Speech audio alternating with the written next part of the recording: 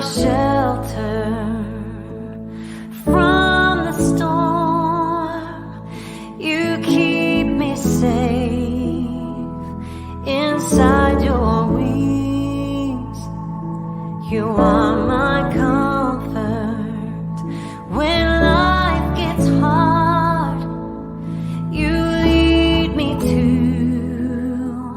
water to drink, and now I trust your gentle hand, even when I can't understand.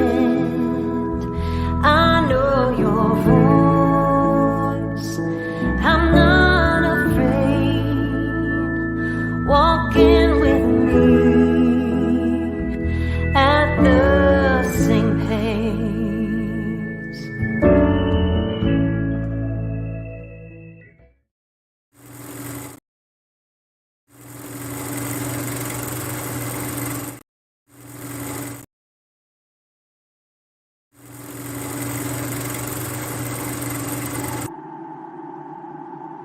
When the lights and camera turn off, I will be here. When the interest and conversation fade, I will be here. When there's no one around, a father will do anything it takes to be there for his son, to protect his family.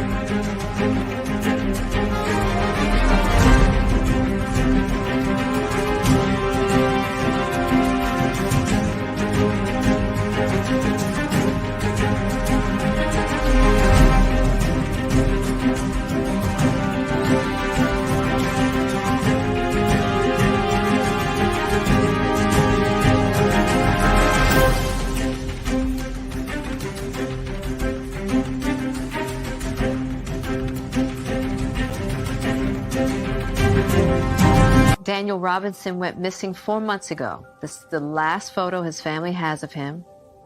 He's a 24-year-old geologist, last seen leaving his job site in Buckeye, Arizona. As the Gabby Petito homicide case garners national attention, another young person has been missing for nearly 3 months, and his family is desperate to find him. 24-year-old Daniel Robinson, a geologist, was last seen on the morning of June 23rd, leaving his work site in the desert of Buckeye, Arizona. David Robinson had only one thought on his mind as he drove the nearly 1,800 miles from his South Carolina home to Phoenix. I had to find my son. And I'm still searching for him. Thank you guys for coming in this morning's Q&A. I'm David Robinson. I'm the father of geologist Daniel Cornelius Robinson, a geologist that graduated from the College of Charleston in Charleston, South Carolina. My son, once he left college, went out to Phoenix, Arizona to start his career and start his life. He landed his first job with a company called Matrix New World. It's also called Matrix Southwest Groundwater. My son's job been hired on as a field geologist, also called a hydrogeologist. His job is to go out to various well sites all across Arizona to check the viability of these wells. In Arizona, the law is that before any community can be built, there have to be there have to be wells in that community, and those wells have to produce at least 100 years of water. My son's job is very important, and is to determine that stuff to see if those wells actually produce those years of water. Also, to check the viability of those wells, as I was saying, and that is to make sure the water is safe to drink. My son, on June the 23rd of 2021, he was just doing just that. He was doing his job that he loved to do in geology, to go out into remote areas of the desert, for instance. And on the 23rd, he had received 2 assignments. Both assignments was in Buckeye, Arizona. He went to the first well site where he was able to take some pictures of logs and take some notes of logs.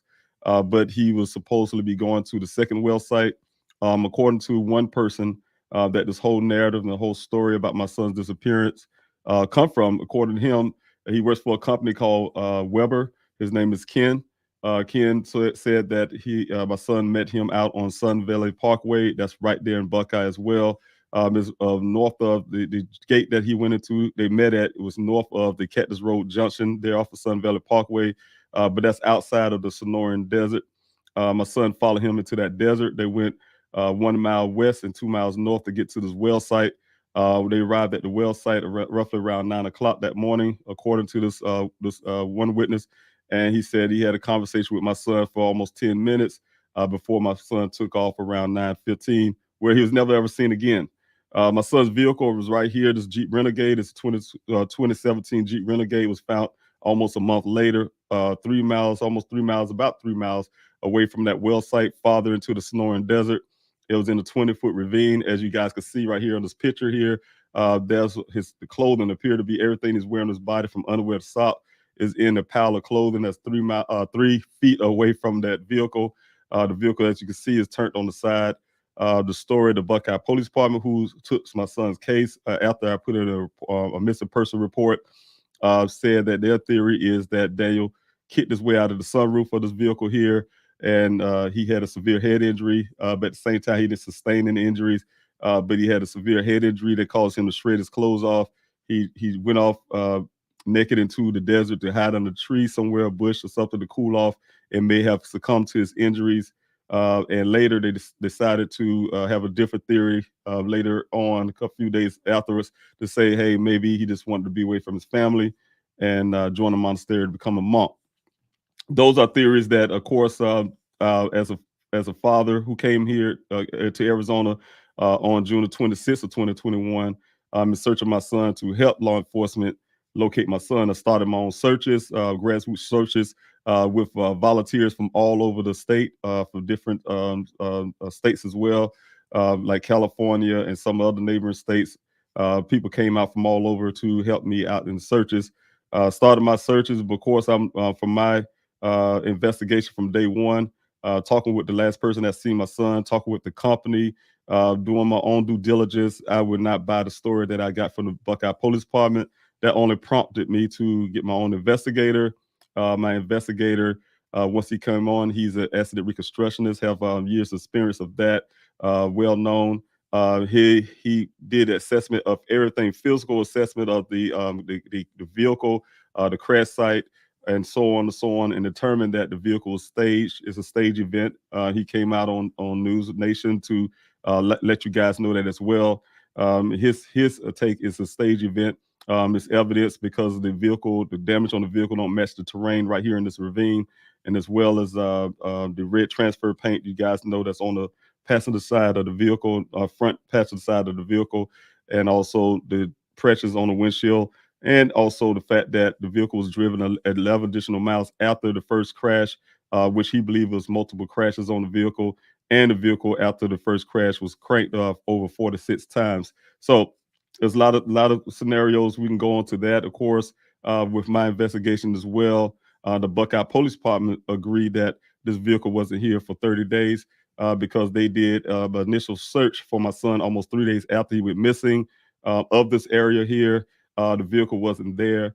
They did that with, they say, with this with Phoenix Firebird helicopter that's flying over. They didn't see a vehicle there, as well as the second search they did almost 2 weeks after that with Silver Air Patrol that was on the ground and in the air in this area, and the vehicle wasn't there. And then when the vehicle did come into this area, it was found by the rancher who have lands out there. He's out chasing his cattle, tracking his cattle. He was out there for a few days, 2 to 3 days before the vehicle actually showed up here. He was in this area, and the vehicle wasn't there until that, like I said, on the 19th, when he came back in the area again, the vehicle was there. So wherever the vehicle was for almost 30 days, those are the things that we're still trying to get answers to. You guys know I already have my theories, and I always have some of my evidence together with the vehicle that was found on a sighting of the vehicle sighting near the first well site that will appeared to be my son's vehicle, as well as it ended up disappearing. You guys, you can say it being towed away without trace. I can't get the Buckeye Police Department to let me know, because I know there's a database where when people come tow companies have to tow these vehicles, they have to also report it. And when to this point, I can't get them to get the information from that. The vehicle just disappeared from the location, and then 2 days later, they say, "Hey, your son's vehicle showed out in the desert." So those are the things that I'm dealing with there on that front right there. But I came this morning to talk to you guys about a couple things. One of the things I have is, of course, this is the Q&A. I will be answering your questions, but first, also, this is the fast and prayer for Daniel. Today is the 25th. Anytime it's getting closer to Wednesday, that's closer to the 23rd. I tried to make sure that I do the fast and prayer for Daniel. It's been a year and 7 months that Daniel's been missing. It's a very hard time, of course. Every month is a time for family, so that we can kind of think about this. Hey, here it is, another month that Daniel's been missing, and it's not getting easier; it gets rougher. And but I definitely want to be able to pray and keep my prayer, my fasting, and also not just doing it for Daniel, but doing it for other families as well. Definitely need to be praying for them as well, because I know exactly what they're going through. Talk to families all the time who have missing loved ones. It's not easy for them either. A lot of them have missing loved ones for years, and it still is painful to them. So I just want to start this off really right now, you guys, with a prayer. As you guys know, I do on the Q&A fast and prayer for Daniel. I started off with a prayer. We're going to the fast and prayer for Daniel, and then this evening's Q&A. When I come back, I'll do a prayer again to end the fast and prayer for Daniel. Some of you want to keep going. Some of y'all want to end it, but of course, I have to do the prayer, like I said, every evening before on the Q&A, because I'm definitely not doing a prayer after the Q&A publicly. So uh, definitely, if you guys want to join in with me right now, we're going to pray for other families. Heavenly Father, we thank you, Lord, for this day. We thank you, Lord, for a new day, watching us from unseen and seen dangers, keeping us safe over the night. Lord, we thank you, Heavenly Father, bring us together in unity. We thank you, God, for everyone who's listening to me now. I ask you, Lord, to bless them and their families, bless their hearts and their mind. I come to you, Lord, because I want asking you, Lord, to help me, Lord, guide me into the right directions to go find my son. I've been doing this for over a year, searching for Daniel. You know my heart, you know my faith, you know everything that I'm desiring and asking of you. I ask you, Heavenly Father, whatever need to be done, let those things be done. But I need to be led into the right direction. Give me the right wisdom. And this is new to me, Lord. You know that, and I just need to get better at the way I do things to make sure I find my son, make sure I put myself in the right place at the right time, and ask you, Heavenly Father, to lead me that way. Also with other families, the other families out there that have missing loved ones as well, that is suffering, that have comfort their heart, Lord, because I know how hard it is, how tough it is every day, every year that passes by when you just don't have answers to what happened to your loved one. It's one thing to know and one thing to not know, and always wonder what happened. I know how that feels, Lord, and I ask you, Lord, to bless them, bless their mind, lead them in the right place, and put them in the right place at the right time to the right people to help them find their loved ones, bring their loved ones back home. I pray that everyone come back home safe, one way or the other, Lord, that you bring some closure, help those families as well as those who are listening, like I said, to me right now. Bless them, you know their needs, you know their desires, you know their heart.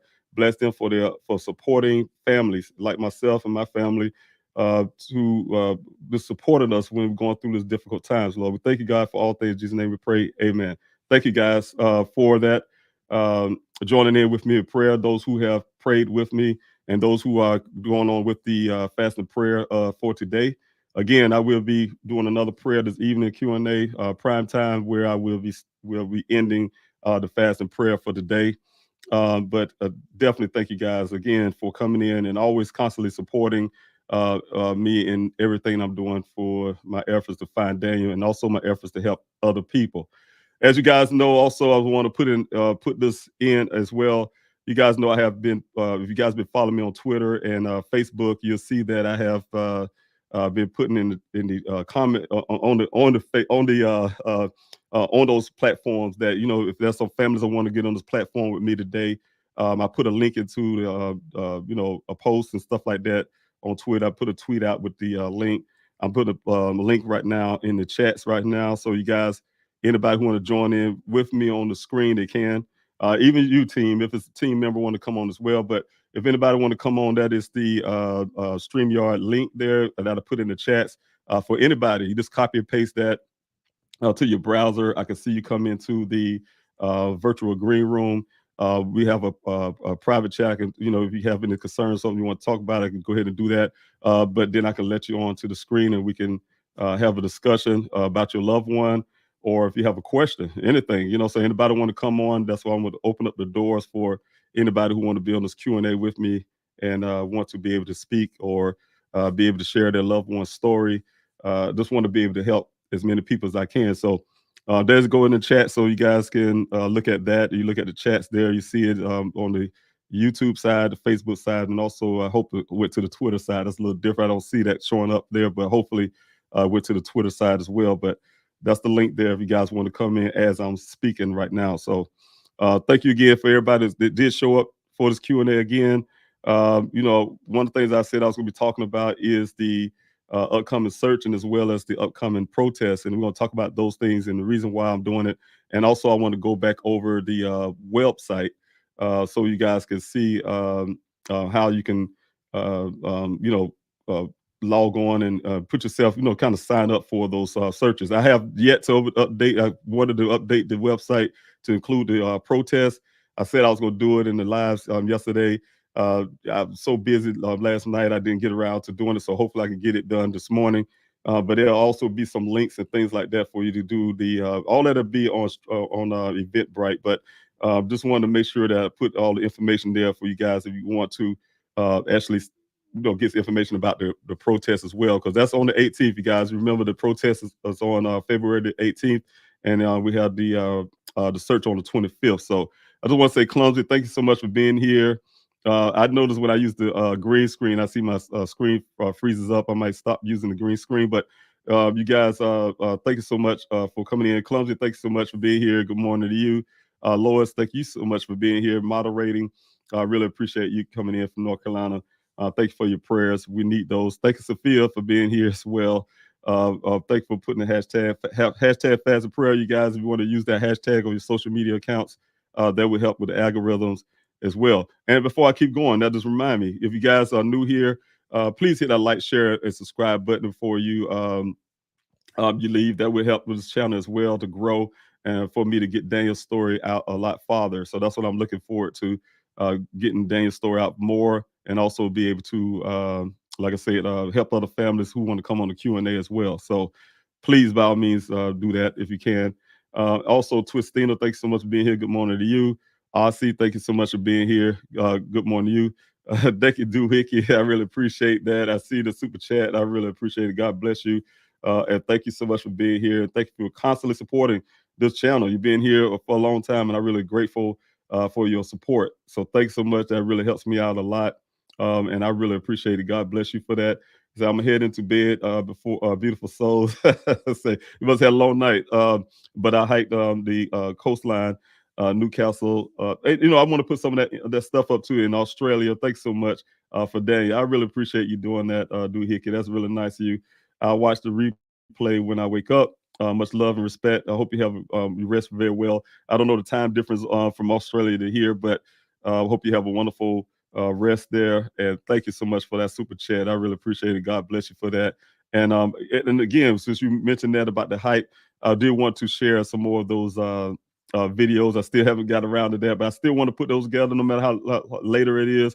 I want to put it together, show my appreciation to everybody who joined in the hike for Daniel, because that's I'm telling you guys touched my heart very much. During a difficult time, being out on that mountaintop when I went up there to hike up, and once I got up to a certain level, I can look over and see the beauty of out there of nature and stuff like that. And but it was a bittersweet moment because Daniel wasn't right there next to me, so it's a bittersweet moment in Sedona. You know what I'm saying? Being in Sedona, and beautiful place. I love Sedona, the beauty of Sedona. Daniel talked about Sedona, and that's the reason why I decided to hike there. And if you see it, you see how beautiful nature can really be. But like I said, just to look down at the phone and see you guys' pictures and your videos and things like that, that really helped out. It really helped out a lot because I see how many people like yourselves supported and how many people are supporting Daniel. And in the love, I can just feel the love through your post. So thank you so much. Also, thank you, Shauna, for being here as well this morning. Team member, board member, thanks so much as well. Thank you. Welcome to Q&A, everybody. Thank you so much. I'll see you again. Thanks for being here. I really appreciate that. And also, let's see who else I got here. Tea and Wildflower. Thank you, Tea and Wildflower. I really appreciate that. Good to see you here this morning. Good morning to you. Thank you for being here and, like I say, constantly supporting this channel. So thank you, thank you, thank you. All right, so you have that here. Good morning there as well. Let's see if I have anybody. Ruthie, thank you so much for being here. I hope you got some rest last night. I got pretty much. Fast and prayer for Daniel. Thank you for the hashtag fast and prayer for Daniel. Prayers for Daniel and your family until he comes home. Thank you, because we need those prayers. His mother need those prayers. His siblings need a prayer. His grandparents, grandmothers, and grandfather need those prayers, as well as his aunties, uncles, and cousins. So thank you so much. All his friends. Daniel have a lot of friends as well. So thanks so much. I really appreciate that, Ruthie. Also, thank you. I have a question here from Clumsy. Again, you guys, I remind you, if you have any questions, that helps as well. If you put the word question like Clumsy did here before your question, or the word, the capital letter Q or question mark, something like that, it'll help me as I'm coming down the comment section, determine which are questions and which are not. I would like to answer all your questions if I can. Has Ken come out with any other comments since the disappearance of Daniel? No. He just did a couple of interviews with certain networks that I was even shocked when he did the interviews. But only one I've seen about 2 interviews that he did out openly about this whole thing. And then after that, but like I said, you guys, for a person that's really concerned about, he had never come to any of my searches out there for over 45 weeks of searches. So I don't, I'm not saying that maybe if he's a physical, he do physical work if he's out there doing well site jobs. So it's a physical thing. He's not a person that can't do physical work. He said he walked distance just to go look for Daniel, getting out his vehicle, climbing up, walking up a hill. So it's not anything that he, some limitations on his physical that I know of. But like I said, I haven't. I just got some things with people who say they was very concerned. They come out, or they don't come out. The ones that don't show up, things like that. Like, for instance, I talked to you guys about Chief Hall, who only came out one time. It's like he was coming out just to sell me a story to say this vehicle was here. I know he changed his story in the past. Yes, he have. Has he ever been on a search? Oh, and that's the question. No, he have not been on a search. Not any of my searches. On the search he been on is when he said he went out looking for Daniel and followed his tracks after a rain that he said washed everybody else's track, but somehow magically didn't wash Daniel's tracks away. And he followed those tracks that went up to out there in the west, farther out into the snoring desert. And he talked about how he went through a gate and got out and walked, rode for another mile, got out and walked and went up on the high hill and look over the hill and, that kind of stuff, and marking rocks with red paint, stuff like that, So that's the physical thing he said he did on that day of the 23rd when Daniel went missing, went through all of that. And he said he was very concerned. And like I said, when a person said there's that concern, there's a couple of things I didn't see that seemed like it was normal to me. First thing I would do, me personally, I can't say what he should do or whatever, but it seemed more logical to me. If a person goes missing and you're so concerned, why didn't you just call them? Why didn't you just call them? The only call that he did was I think it's like 3 something that evening, after my daughter had been alerted that Daniel wasn't, by his friend that came over the house, that Daniel somehow just left the job site. So there's a couple things I could talk about that on and on and on about Ken at the well site, but I can tell you personally, I just don't believe his story at all, period. Also, Shauna, thanks so much for putting us up. We need you all next public search on February 25th. And that's what thing I wanted to make sure we talk about this morning is the search. And thank you, Shauna, for putting that up, because this search is very important, you guys. Like I said before, I need all hands on deck. When I say that, I really mean it sincerely. And I'm not a person who's really good at marketing stuff. Like I said, I've been doing this for over a year, but I'm learning as I go. Learning as you go. I have a really good team, but we're doing everything we can to try to get this out. So really depending on you guys to share this stuff. When we talk about Dane's story, you sharing it. We're talking about an event like we did, the kind of like visual, or we, a day of remembrance that we did. We rely on word of mouth and things like that. You guys share. So even with the search, you guys, even if you were in South Carolina, for instance, and you can't come out to search or whatever your limitations are, please share it. Please share that I need, like I said, and you know the way I'm saying it, I really need all hands on deck. I need all the help that I can on the 25th. I need as many people. I need at least 200 people on the ground to accomplish what I'm trying to accomplish.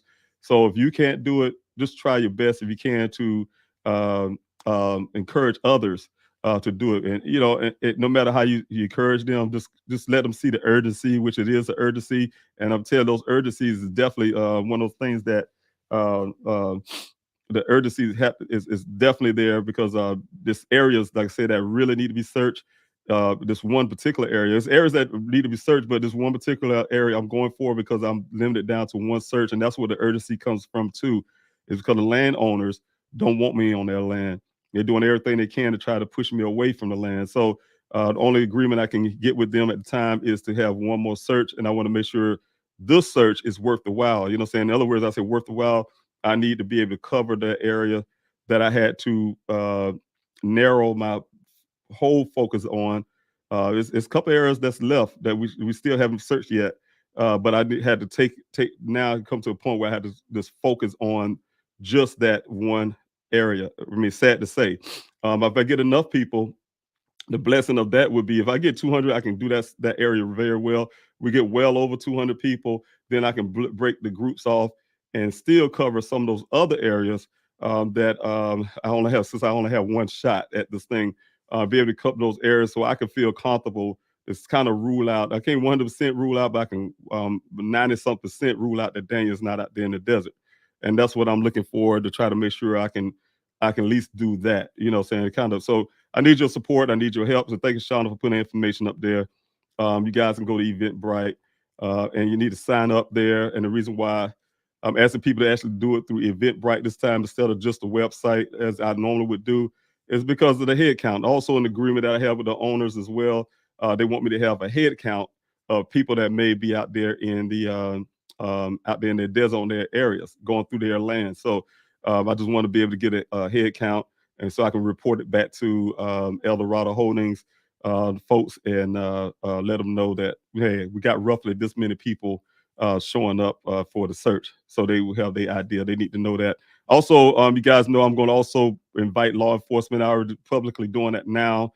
It's on the website, but I'm sending letters out to each of those departments in Arizona to get them to I'm inviting them now before 25th so they can have ample time to plan for it. I just want them out there to show support. I want them to show, I'm trying to help police out. I'm trying to help law enforcement out. I'm asking them to come out there and show that they really care about this case and show that they're actually going to help me look for my son.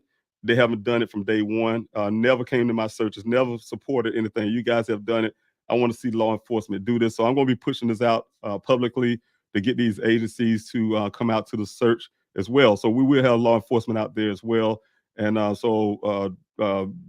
need you guys to help me push that as well with law enforcement. I'm inviting any law enforcement. I don't care what state you're in as well. There's an open invitation to any law enforcement forum at all to come out to these searches as well. So again, I'm going to talk about this a little bit more. Thank you, Shauna, for putting that up. Team Wildflower, thank you for your question.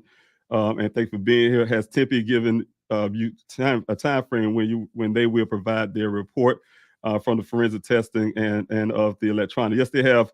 I want to say this right here, you guys. I'm very grateful to Tempe Police Department for their help. You know, so like I said, they say they were doing me a favor. They did do the forensics of Daniel's electronics. I just got an email back from them yesterday evening, or parts of their report now. So I'm gonna have to go through that, comb through what I can and what I can't give out to the public. But for right now, I haven't fully read everything yet. But yes, I did get some information back from them now. So I'm really grateful for them actually doing that. I still have to consult with, believe it or not, the Buckeye Police Department because I need to get information back from them too. Some things that they should have already given to me that go along with what I have with will be having with Tempe Police Department. As you guys know, to go into this, we say about report from Tempe, also needed since Tempe did the electronics. One of the things we talked about behind the scenes were trying to make sure that Sheriff Zone in the Maricopa County Sheriff's Office to They have a facility, guys. They have a new state-of-the-art forensics facility that they received and with our tax money. And one of the things we talked about is having them doing the forensics on this vehicle here, the clothing that's on the ground. Test all the stuff, the airbags that they have, all the stuff that make sure nobody else was driving this vehicle. Things that the Buckeye Police Department haven't done. The only thing the Buckeye Police Department had done after the fact, after the scene, like I told you guys, you don't see any forensic markers on the ground because they didn't do. They told me that openly. They didn't do any forensics on the scene. Only thing they did was when I was in that meeting, I asked for it. So when you guys see in the report, say, "Oh, they did fingerprinting," they did. I requested those things. I requested fingerprinting, but they said they did a swab as well of the steering wheel and the shifter. You put your hand and change the gear. That don't go far enough with the forensics. You guys definitely have to get the airbags. They have not tested that. You have to test, see anybody else sitting in the passenger seat, certain little things. But see, the problem is they have yet to this date, no matter what the physical evidence show that this is a stage event, that's a crime to me. That's foul play, suspected foul play, and that should put them automatically to go in that direction to check to see about foul. How you gonna know it's not foul play? You're not looking for foul play, and those things are right there. Instead of them looking for foul play, they're doing everything they can to rebut foul play, like they did when they hired that private investigator of theirs to do a full report on their report, their police report. And this guy haven't even seen my son's vehicle, haven't ever seen it in life, never seen it, never touched it at all, never physically did anything to anything that's the clothing, examined nothing, but was able to make a full report on something he never seen for himself. So those are the problems that I'm saying with that with this whole thing with that part of it. But definitely want to keep pushing. Like I said, I got to get this information from them as well. But I definitely want to keep pushing Maricopa County because I really need them to do the forensics on the vehicle. I'm housing the stuff that was given back to me from the Buckeye Police Department, marked as safekeeping without having those forensics done. I'm housing forensic stuff. I'm housing things that law enforcement should be having in their evidence locker somewhere just in case, or they should have that vehicle somewhere just in case. But I had to pay for this. This stuff I pay for every month out of my pocket to be able to house and properly store these things, these items in this vehicle and all this kind of stuff. And that's something that law enforcement, without tax money, should be housing for me. And I cannot get them to do it. But that's what I'm pushing. That's what part of the protest is for, you guys. To push Sheriff Pizzone to do the right thing because my son went missing in his jurisdiction. His jurisdiction is over the Buckeye Police Department's jurisdiction, and I need him with the facility. Buckeye don't have the right facility, they don't have the know-how, anything that's damaging my son. The more the Buckeye handling my son's case, the worse things are getting for my son, the ability to find my son. But Sheriff Pizzone have those abilities to find my son, but he's now all of a sudden having a change of heart. He don't want to help me at all. He don't want to help, period.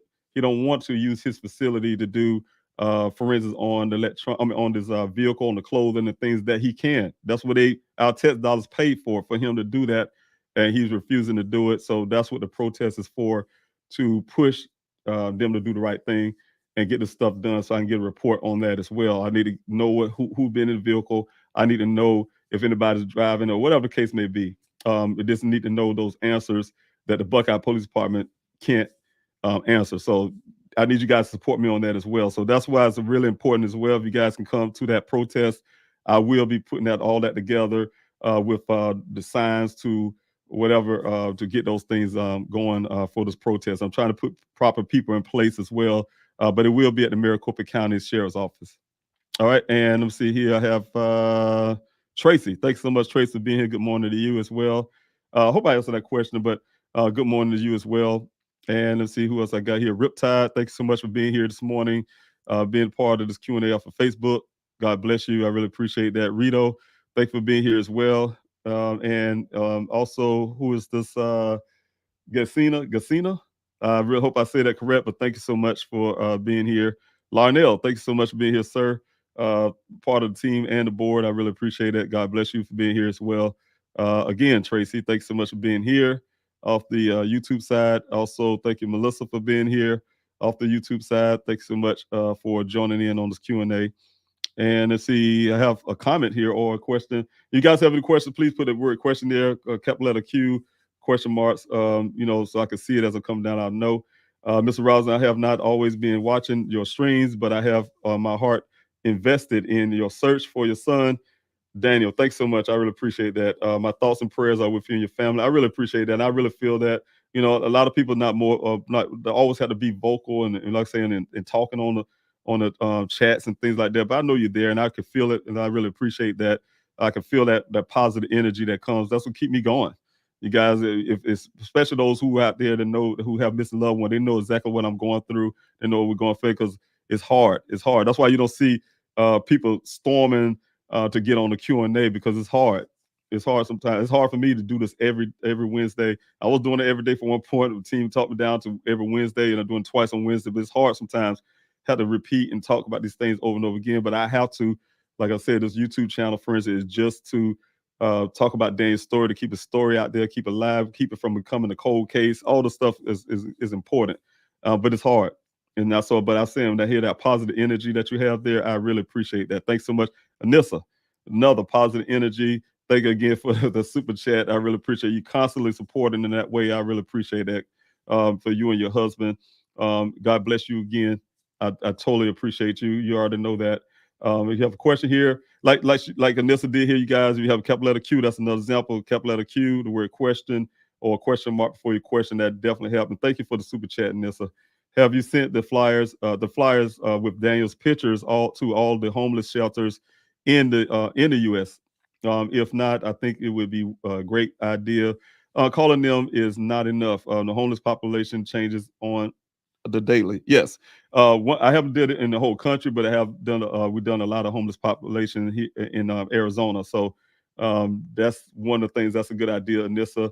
If to get contact with some of these homeless shelters across the country and see if they're willing to take these flyers. Now it's funny that I said I had started off with a thing I call a city search, Nissa, and I'm laughing about it because the way I'm going to say it is exactly how I felt. I couldn't come home on that first Thanksgiving on 2021. I wasn't able to go home for Thanksgiving. It's a situation with my dog and the airlines, But anyway, but the problem is I decided to stay. My family really wanted me there for Thanksgiving. I decided to stay in Arizona, uh, go back to South Carolina, but I stayed in Arizona, and because I wanted to do a couple of things. I had a search of a city, what I had during the time called a city search, and I wanted to go to the homeless population because I really want to get into and understand the population in Arizona, because Arizona have a big high homeless population, right?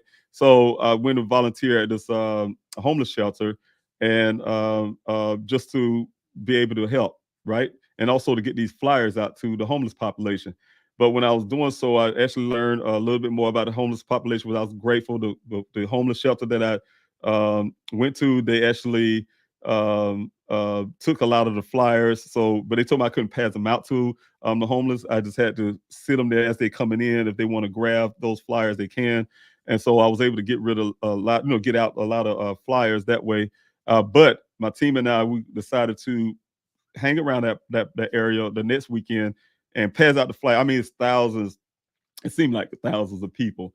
We walked down this area, it's like a tent city, this homeless area, this little block or whatever, and passing out those flyers to the homeless there. But then you look in this gate, and then you look on the other side of this gate, there's another homeless shelter across the street from the other one that I was volunteering at. It's like they had hundreds of homeless people in that fence line. But we went there to try to ask them, hey, we're gonna go inside there to pass out these flyers to see if Daniel's part of this population somehow.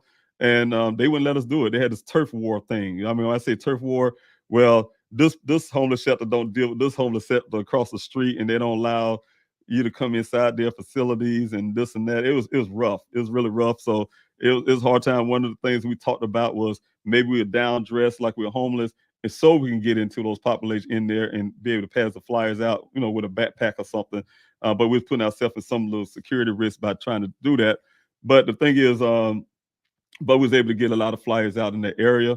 But that's what the flyer distribution started flourishing from that point, because I say, hey, I just can't totally concentrate on the homeless population. I got to do both at the same time, simultaneously. So, but it was really one of those things dealing with the homeless shelters. What I'm saying, some of them have so many policies and rules and things like that when it comes to going to pass out flyers. Believe it or not, you just can't go into their facility or on their property. They told us, hey, y'all can do it across the street, but you can't pass out flyers here on this side of the street or something. So it was that type deal.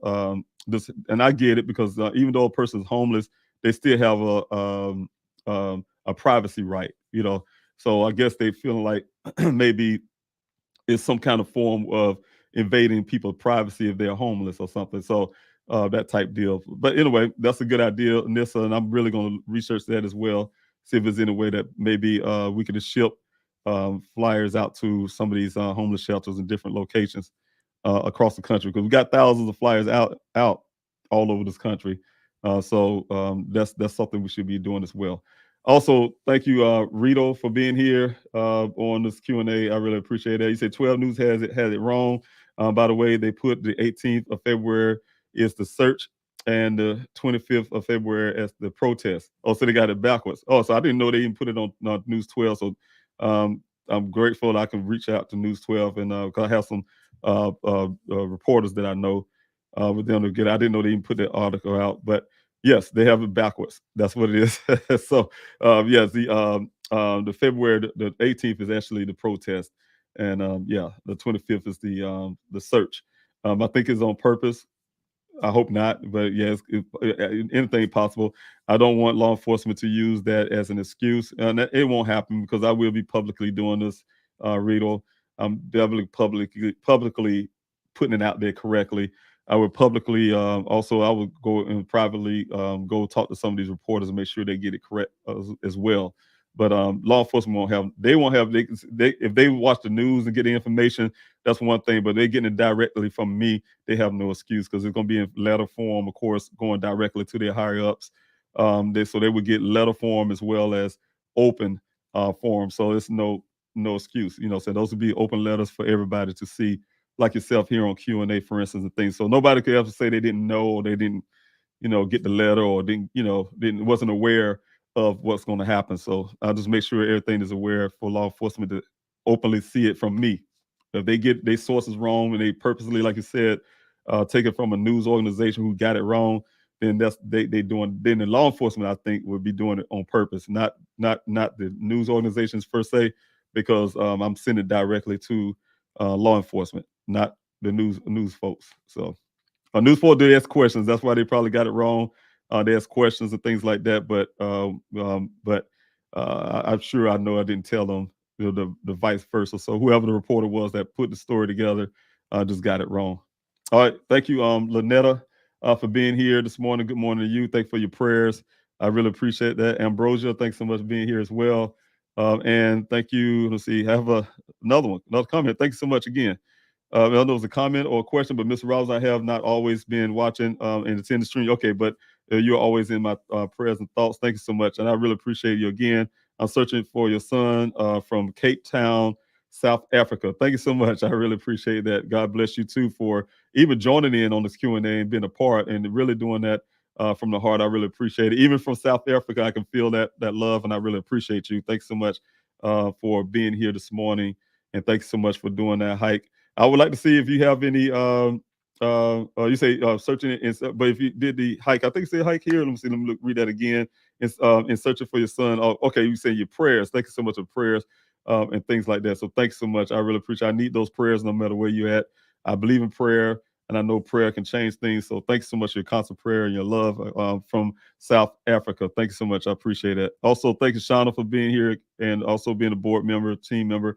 And thank you so much for putting this out for everybody. If you can, you guys, again, like Shauna have here, if you have any questions, use the capital letter Q, the word question, or a question mark before your question. And that would definitely help as I'm coming down. Also, don't forget to hit that like, share, subscribe button if you're here for the first time. Even if you're from South Africa, just make sure you hit that like, share, subscribe button. That helps me grow this channel, helps me get Daniel's story out a lot farther. And I really appreciate that from the bottom of my heart, you guys. You guys already got me at 2.22 thousand subscribers, and that's amazing to me. That's amazing to me that you guys have been doing that. So I thank you so much for that. PM channel, thank you so much for being here too. And good morning to you. RC, thanks so much for being here as well. Our VP, and definitely, and thank you. Hopefully I get to shake your hands. RC, thank you so much for doing that already. God bless you for that. If you since you did that, I will see your sign up on the email. So thanks so much. Appreciate that. God bless you, and I hope to, like I said, shake your hand. I'll see you on that search. Thanks so much. Also, thank you, Water Sucks, for being here. Do you have a question? Daniel ever discuss exactly what his job was? Yes, he's a hydrogeologist, called field geologist, and what he does, I probably couldn't explain it like Daniel would or his job explain it, but it's just like I do on the introduction. He's checking the availability of wells. His job is to get water measurements and things like that. From a science perspective, that's what he does. He's a scientist, so the job from a science perspective to determine if those wells out there can produce at least 100 years of water. That's something that's required by law. As you guys know, the ironicity to this whole story as well is Daniel went missing in June, and then we had the report about that water missing in June. It was covered up, and they didn't want to release it until the new governor came in, found out about the stuff, and they was angry about all of the stuff. Make a long story short, that's how the report got released, because it's ironic that Daniel went missing, but he was doing a report on the water, the finding on the water. You know what I'm saying? That's when he went to the first well site. All that stuff is connected. If you guys can look at how underground rivers and stuff like that runs, all that stuff run from Verrado Way area up to the Sun Valley Parkway area. And they look at different zones, I guess, in a sense, and say, hey, there's water here, there's water there. How much water is here underground? This is groundwater we're talking about. And there's none just in the area right here. This vehicle found, as well as Daniel supposedly went missing, to sustain this new community that they claiming they're going to build. They can't, well, by law, they shouldn't be doing that because they don't have any water there that can sustain 100 years of water. But somehow they're trying to push forward anyway because it stands to be a lot of money made from this community. So, but yeah, that's Dane's job. Is best way I can try to explain that is him just being a hydrogeologist, a field geologist, and to determine those waters, the groundwater, how much groundwater is out there and things like that. So, and those rocks, what type of rocks and stuff like that in those wells is also the ground and things like that. I guess some bedrock and all this kind of stuff. I guess I don't know. I'm not a scientist, so I'm not going to pretend like I know about geology either. So, but that's my son's job. That's what he does. Mallory, thanks so much for being here. From the YouTube side, I think Daniel have stumbled on something maybe he wasn't supposed to, and that's a possibility. We start looking in that direction as well. So thank you so much for that. I have a question here from Rito. I know the excuse Buckeye Police Department has from before, but how can we get the FBI involved? I've been trying to get FBI involved in different angles. There's different angles. The fact that this vehicle was found on federal land, to the letters, to the fact that we got this based on my investigation and the real location of this well site, and the stuff that's in all the evidence of things that's found in that well site that's very suspicious, as well as the fact that somebody's been tampering with my son's computer at his apartment after he went missing, and been in his apartment looking for something. From my investigator standpoint, it is so much, trying to do everything I can to put out to the higher departments like the FBI to come to Daniel's case. The fact that Buckeye Police Department just shredded my son's case when it comes to chain of custodies, to not being able to do the forensics, to just you name it. And not being able to get movement from law enforcement in the proper way. And you guys can see why certain people, when I say that on purpose, certain people get certain service from law enforcement. They pick and choose who they want to do certain things for. Like we see in them cases, like I'm saying before, you guys know what I'm talking about. You see tons of law enforcement across this country was jumping in some of these cases that became national, and they jumped in their case, and they found these people, find them quick, right? That's what happened to Daniel. They drag their foot, have apathy, don't really care. You can say a lot with your mouth, and you can say a lot on a piece of paper, but actions speak louder than the words. I always been taught that, and I really believe that. And they drag their feet, and you guys see it's been over a year and a half later, and my son's still missing. It's because of the initial thing that happened with the Buckeye Police Department. They dragged their feet. They had assumption. Well, we're not going to go look for him because he's a grown man. He want to go disappear on his own. He can. Who said he wanted to go disappear on his own? And he was, that's an assumption that caused my son to be missing to this day. You know what I'm saying? In my opinion. And so that's the kind of things, but definitely, to get FBI involved, Rito, I've been doing everything I can and still constantly doing everything I can. I'm trying to avoid talking about some things I'm doing in the background with the team, but we are meeting with people. I am in contact with a lot of folks. I'm in contact with one in particular that can help as well to get usher the FBI into Daniel's case. But I just try to make sure I'm not putting that out because I did this before. Said some things about the FBI coming to Daniel's case because I was misled by Chief Hall and I told the world. I told Dateline and all of my the people who was at volunteers at the searches and my family press conference that the FBI. I was really excited. Told the family as well, just to hear Buckeye say from this one, like I said, a bad link in the FBI chain. One agent that says, Mr. Robinson, you're doing well, according to Buckeye, you're doing such a great job on your own. We don't have to come in. We don't need to come in, the FBI. So, just to hear that, that's very disappointing. And for me and my family, and especially the hard work I was doing out there in this desert, to hear that from the Buckeye police, that the FBI saying, Mr. Robinson, you just doing, I'm doing better than they would on my own. So you on your own, basically. And that was hurtful. And, so I just want to make sure that I'm getting disappointed again somehow just by saying certain things that are going on in the background that I got in my ear and discussions that I'm having right now. So don't want to pre-talk those things, just kind of waiting. So definitely still pushing for the FBI, Rito, and I'm going to continue to do so. Also, thank you, Laura, for being here. I always share, I always pray. Thanks so much for sharing. I really need that. That's the only way Daniel's story can stay out there. You guys keep constantly sharing. While you're doing everything you guys are doing, even joining those Q&A, to all your support for everything I'm doing, keep Daniel case from going cold. We're not allowing that to happen. I'm not allowing that to happen. When I say cold case don't mean that literally there's no more leads to follow. That's the law enforcement say, I'm just done with this. I'm going to move on to something else. It's plenty of leads left in Daniel's case. I give it to them all the time. I got it there. If I have them, I'm sure law enforcement, they so good, they supposed to have those things too. I gave them some things that I personally told some law enforcement agencies about some things that I have, you guys, I don't ever share with the public. And but I wouldn't need them to follow up on those leads. So they can't ever say, until they even follow up on those things that I have, they can't ever say that, dang, there's more leads to follow. As Buckeye did at one time on social media, said they had no more leads to follow. So, but there's plenty of leads out there to follow. All right, thanks so much, Lisa, for being here as well. And thank you for your comment here. Praying for the Lord to send enough people to cover all the land that needs to be covered. Thank you so much. God hear our prayers, and I know He does. And thanks so much, Lisa, for that, because yes, I really need this search to go really well, you guys. I really need the numbers, and I'm asking you guys to do everything you guys can to help me get those numbers. Please, saying if anybody have any marketing skills and things like that, reach out to us. The information I'm put on the bottom of the screen real quick here, but the information definitely reach out to us. And we need it. When I say we, myself and the team, we'll get this information you guys see on the bottom of the screen there. We'll get information. So if you guys have, and also you can go to pleasehelpfinddaniel.com and search, help in other ways, tab.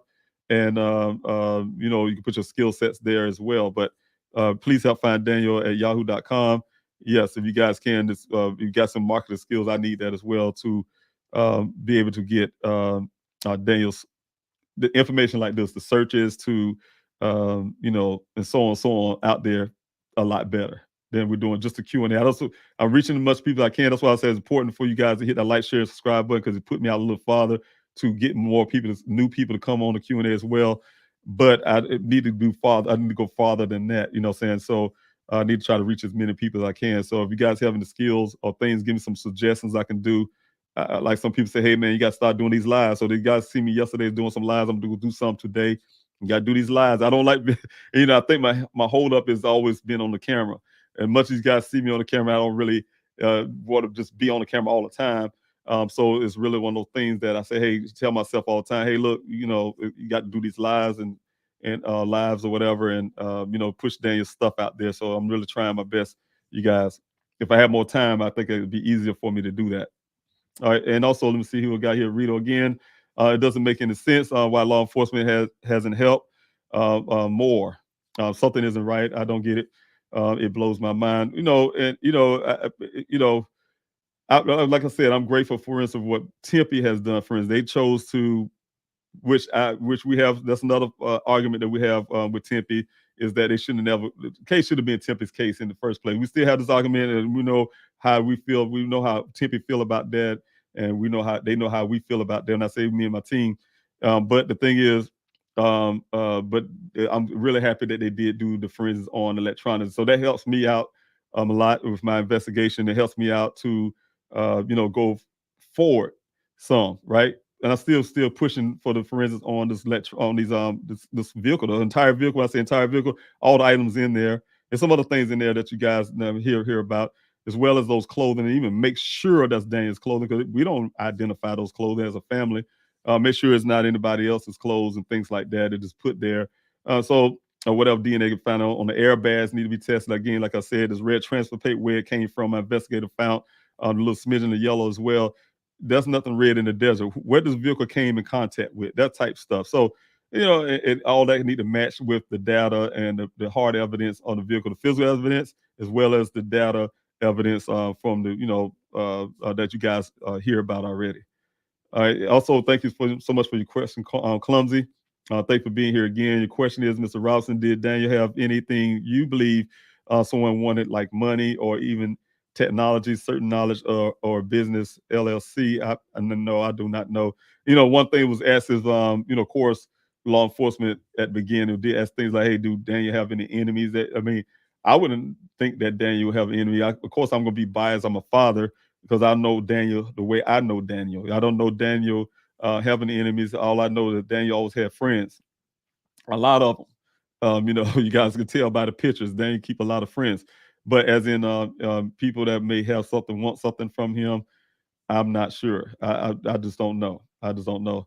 I wouldn't know how to answer that question at all.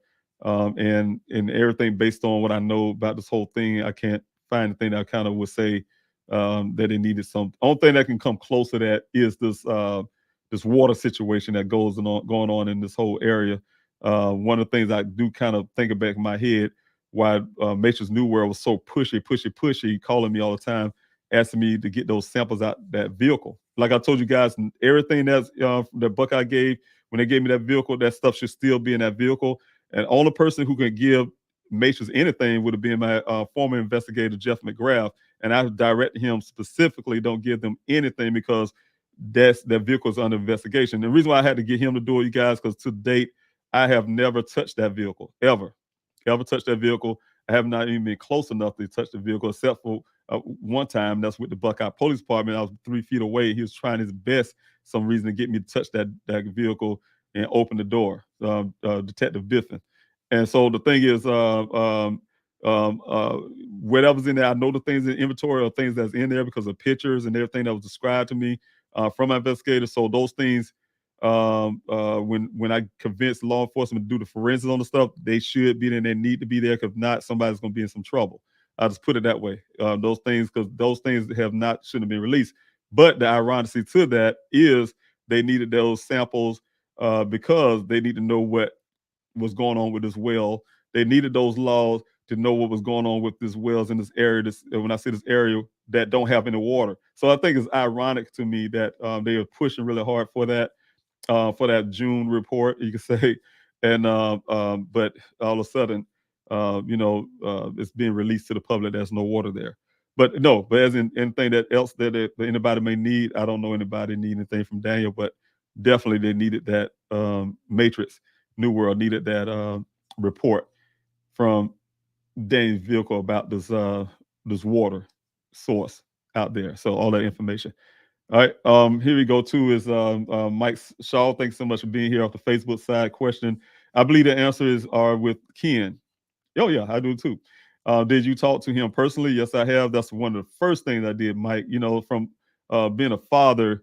I'm cutting your question, kind of breaking it down. But one thing as a father, I had to look this guy in the eye. Somebody gonna tell me about my son. Something I like I told you guys before. I make sure I'm in my children's life. They know they have a father. I've never been absent out of their life. Period. Right. And I know my son from the time he was an infant to a grown man, and certain things, I don't know everything because you'll be surprised what your children do when they become grown. It's something that you didn't teach them. You say, hey, that's not something I know about, right? But you have a greater idea about the mindset and the person is the personality and things like that of a person because I've been there. I raised them. And so the thing is, this guy's saying that my son, first of all the stuff in the story is that my son went to not on one well site, he went to two well sites. He went one that morning, but somehow when he got to the second well site, right, he somehow supposed to be sleepy. He's supposed to be acting strange, and he just wanted to go home back to Phoenix or something. My son, he wouldn't have came to work at all. If he didn't want to be at work that day, trust me, he wouldn't have went at work at all. He went not only he didn't go to the first well, he went to the second well site, or he went to the first well site in the first place. But my son, they saying he's saying that all of this. He went to the second well site, right? So long story short, he tell me all this crazy stuff, and I only heard a word of mouth from the police officer. And it was just exactly the weird part is when I talked to this guy looking out, he said exactly how Officer Cruz told me this what he told him. Right. So but yes, that's one of the things I had to do, Mike, is from man to man. Another man gonna tell me my son just took off and never been seen again. No, you're gonna have to look me in my face and tell me that crap. But then when I was able to do that, as you guys know, Mike, he changed his story immediately. He did it perfect, but he started running his mouth, right? Because I have a tactic myself. I learned some things when I was in the military. I had some tactics where he got comfortable. I just put it that way. I befriended him in his mind. He got comfortable, and then he started telling me some extra stuff. He started telling some extra stuff, and he started changing the story. He started getting some detail about he's staying left to the track, and he know this thing's going to the police going to come looking, this thing going to go national. You know what I'm saying? And, he said all these things, and it did. Daniel's story did go national. But why he would pre-say those things. So it is so much that was to that. But yes, definitely to answer that question, did I talk to him personally? Yes, I have. Or have your PI investigated him? Jeff McGrath said he talked to him, right? And and I'm kind of hesitant, you guys, and I'm saying things this way because I'm very disappointed in a lot of areas. I don't have no details, nothing to show what was really paid for. When I say and I pay for, you pay for an investigation, what you pay for, because I got things like pictures, I got things like a report. I mean, things from this vehicle. Of course, he's accident reconstruction. That's what he does. But when it came to other things that he said he done as well, like for instance, in my son's apartment, I don't have those results from that. I don't have the details of the people he had conversation with or what they said and this, that, blah, blah, blah. Why he feel like they are excluded or they're not excluded in this thing. This details, things that you see that police reports should do as well. The same thing I'm going to be doing when once my team and I get together next month to do our what I call a family report. So the thing is, it's details that you say what I did, what I taught, what was said, blah blah blah, so on so on. I don't have those things, and that's not called a report when you get anything outside of that. So that's a problem for me, you guys. It's slowed down. To me, I feel like it's a waste in some areas that I can't get back because I can't go question Ken. You say, hey, did I talk to him personally? Yes, I did. I can't go back and talk to him. This is like, dude, I'm sure they're not gonna talk to me anymore. But I talked to him when I first got there. I can't go and talk to the young lady Caitlin that my son went to go spend the night with. I can't go talk to her. I make sure I stay away from her. Period. Can't go pull somebody and interrogate them in this whole story. But so I'm saying that's when you get a PI and things like that, you got to make sure you got everything in writing, this, that, blah, blah, blah, so on, so on, so on, because people would do you any kind of way if you don't. Also curious, you have a question here also as well. What can I bring to the search of those virtual mine shafts, vertical mine shafts? What can I bring to search those vertical mine shafts? Well, I don't know your expertise, Mike Shaw. I don't know what you do for a living, but those vertical mines are dangerous. You already know that. I mean, I don't know how far. Some probably go so deep down in there in the earth that is amazing. To me, when I say amazing, it's amazing that people actually was digging, going straight down those vertical mines. The horizontal ones are scary, but those are very scary. There's a hole go straight down in the earth like that and go, I don't know, probably a mile or something down. I don't know. And so yeah, you got to be careful with that. Be careful with that. I did have 2 mines that I want to check in that area. And I had a company to do that, but I got stopped because of BLM, Bureau of Land Management, and also the owners on those areas, those lands.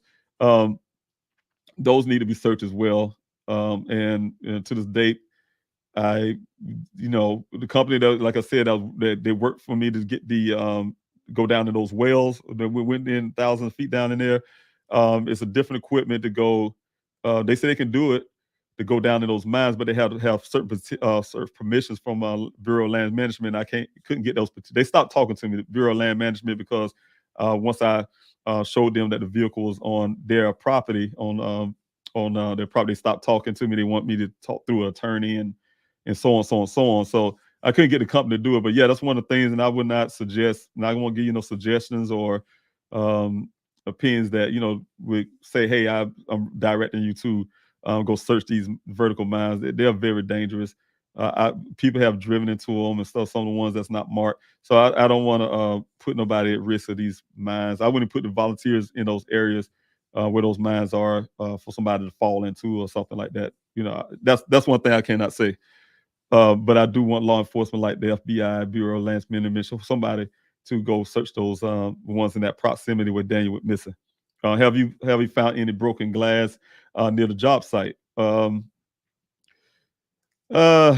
broken glass, but some other things. I can't remember any broken glass and stuff like that. But in some areas that when I first was doing the searches, when you first come into that area, that Ken say my son followed him, that it's a road, a dirt road, going into the Sonoran Desert. And I can't say that there was some glass on the side that looks shaped just like my son's Jeep, right? So it's different from, but it was like some glass on the ground. I just put that way. So I've seen glass all over the desert, but don't know where they really come from. Since things like that. So I know it come from a vehicle, but know what vehicle it came from. A lot of car parts and tail lights and stuff like that in the desert. You can find them in the middle of nowhere. But it didn't come from Daniel's vehicle because all of that is counted for, except for that window on the driver's side. And how that glass got on the ground near the vehicle right here, that stuns me because it had to come out some kind of perfect way. It's like somebody took some glass, put it down, and smashed it up, and so it could appear that the glass, instead of make more sense to me, if a person wanted to make it appear that the car rolled and all this kind of stuff was down there, they would have smashed it up in some kind of bucket, something, then scattered all over the place because nothing. If they supposed to say this car supposed to have roll and all that stuff, it's amazing how the car stayed intact. Nothing flew off the car. The side mirrors are still there.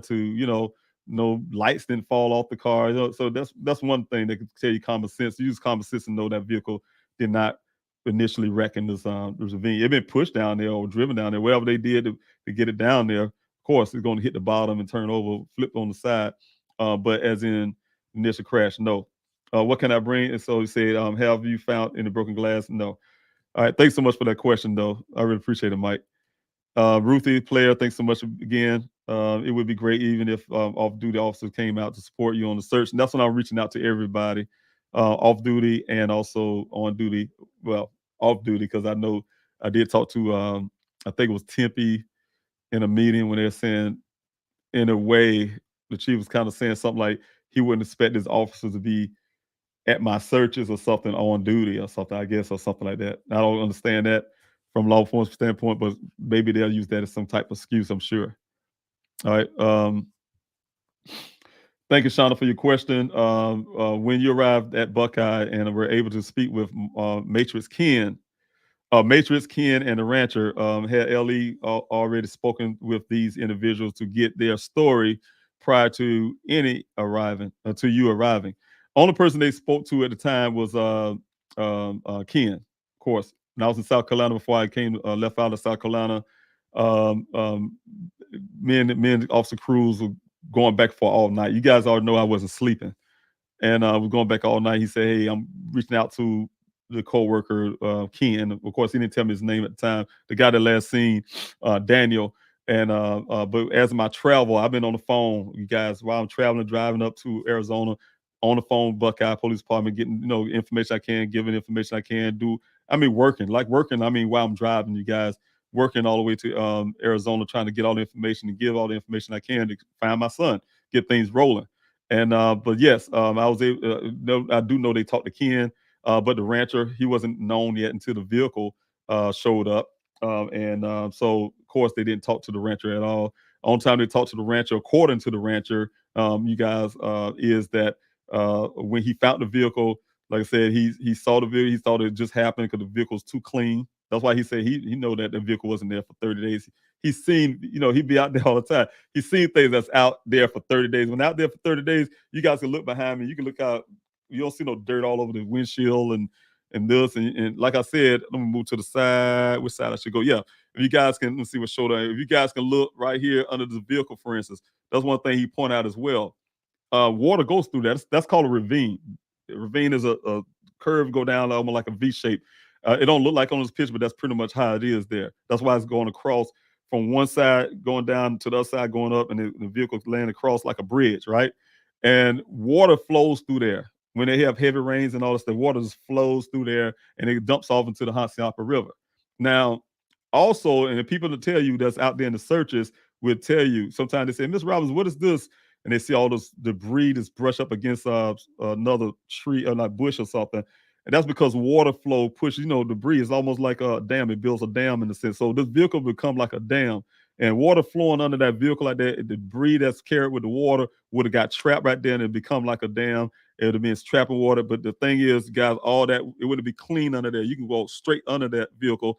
But all the debris would have built up there and it would have built like a water level and it'd been like a ring on the tub with debris, right? It's common sense stuff that Buckeye Police Department wants you to believe BS. I just put it that way for whatever reason. And it's common sense things like that to say the vehicle wasn't even there for 30 days. But, just the whole clean part of that. But anyway, so they didn't talk to the rancher. The rancher talked to me first. I don't know. To this day, I don't think they talked to the rancher outside of the fact that they say, oh, the rancher found the vehicle. That's it. You guys will not hear the whole report that he said. The rancher himself said he would testify the saying. We already have those things recorded as well. But he's saying, look, the vehicle wasn't there. He testified saying that there, but you don't see it in Buckeye's report. They don't want y'all to hear that part. The rancher is testifying to saying he's an eyewitness. He's the guy that's found the vehicle.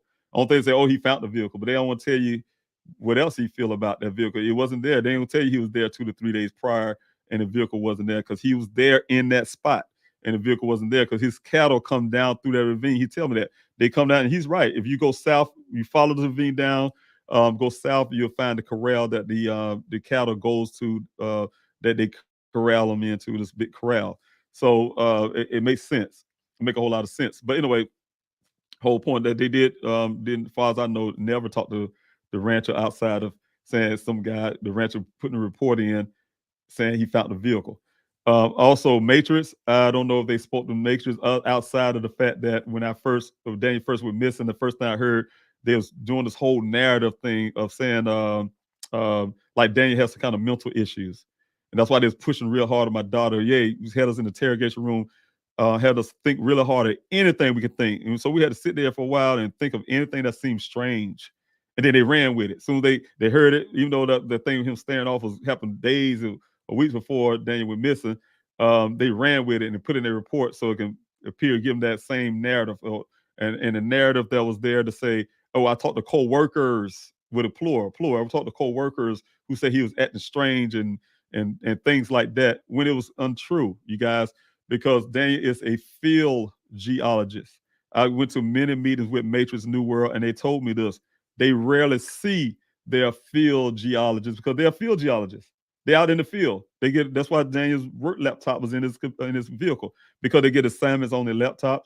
They don't come in the office to get no assignment. They don't come in the office at all outside of dropping off samples sometimes. He showed me.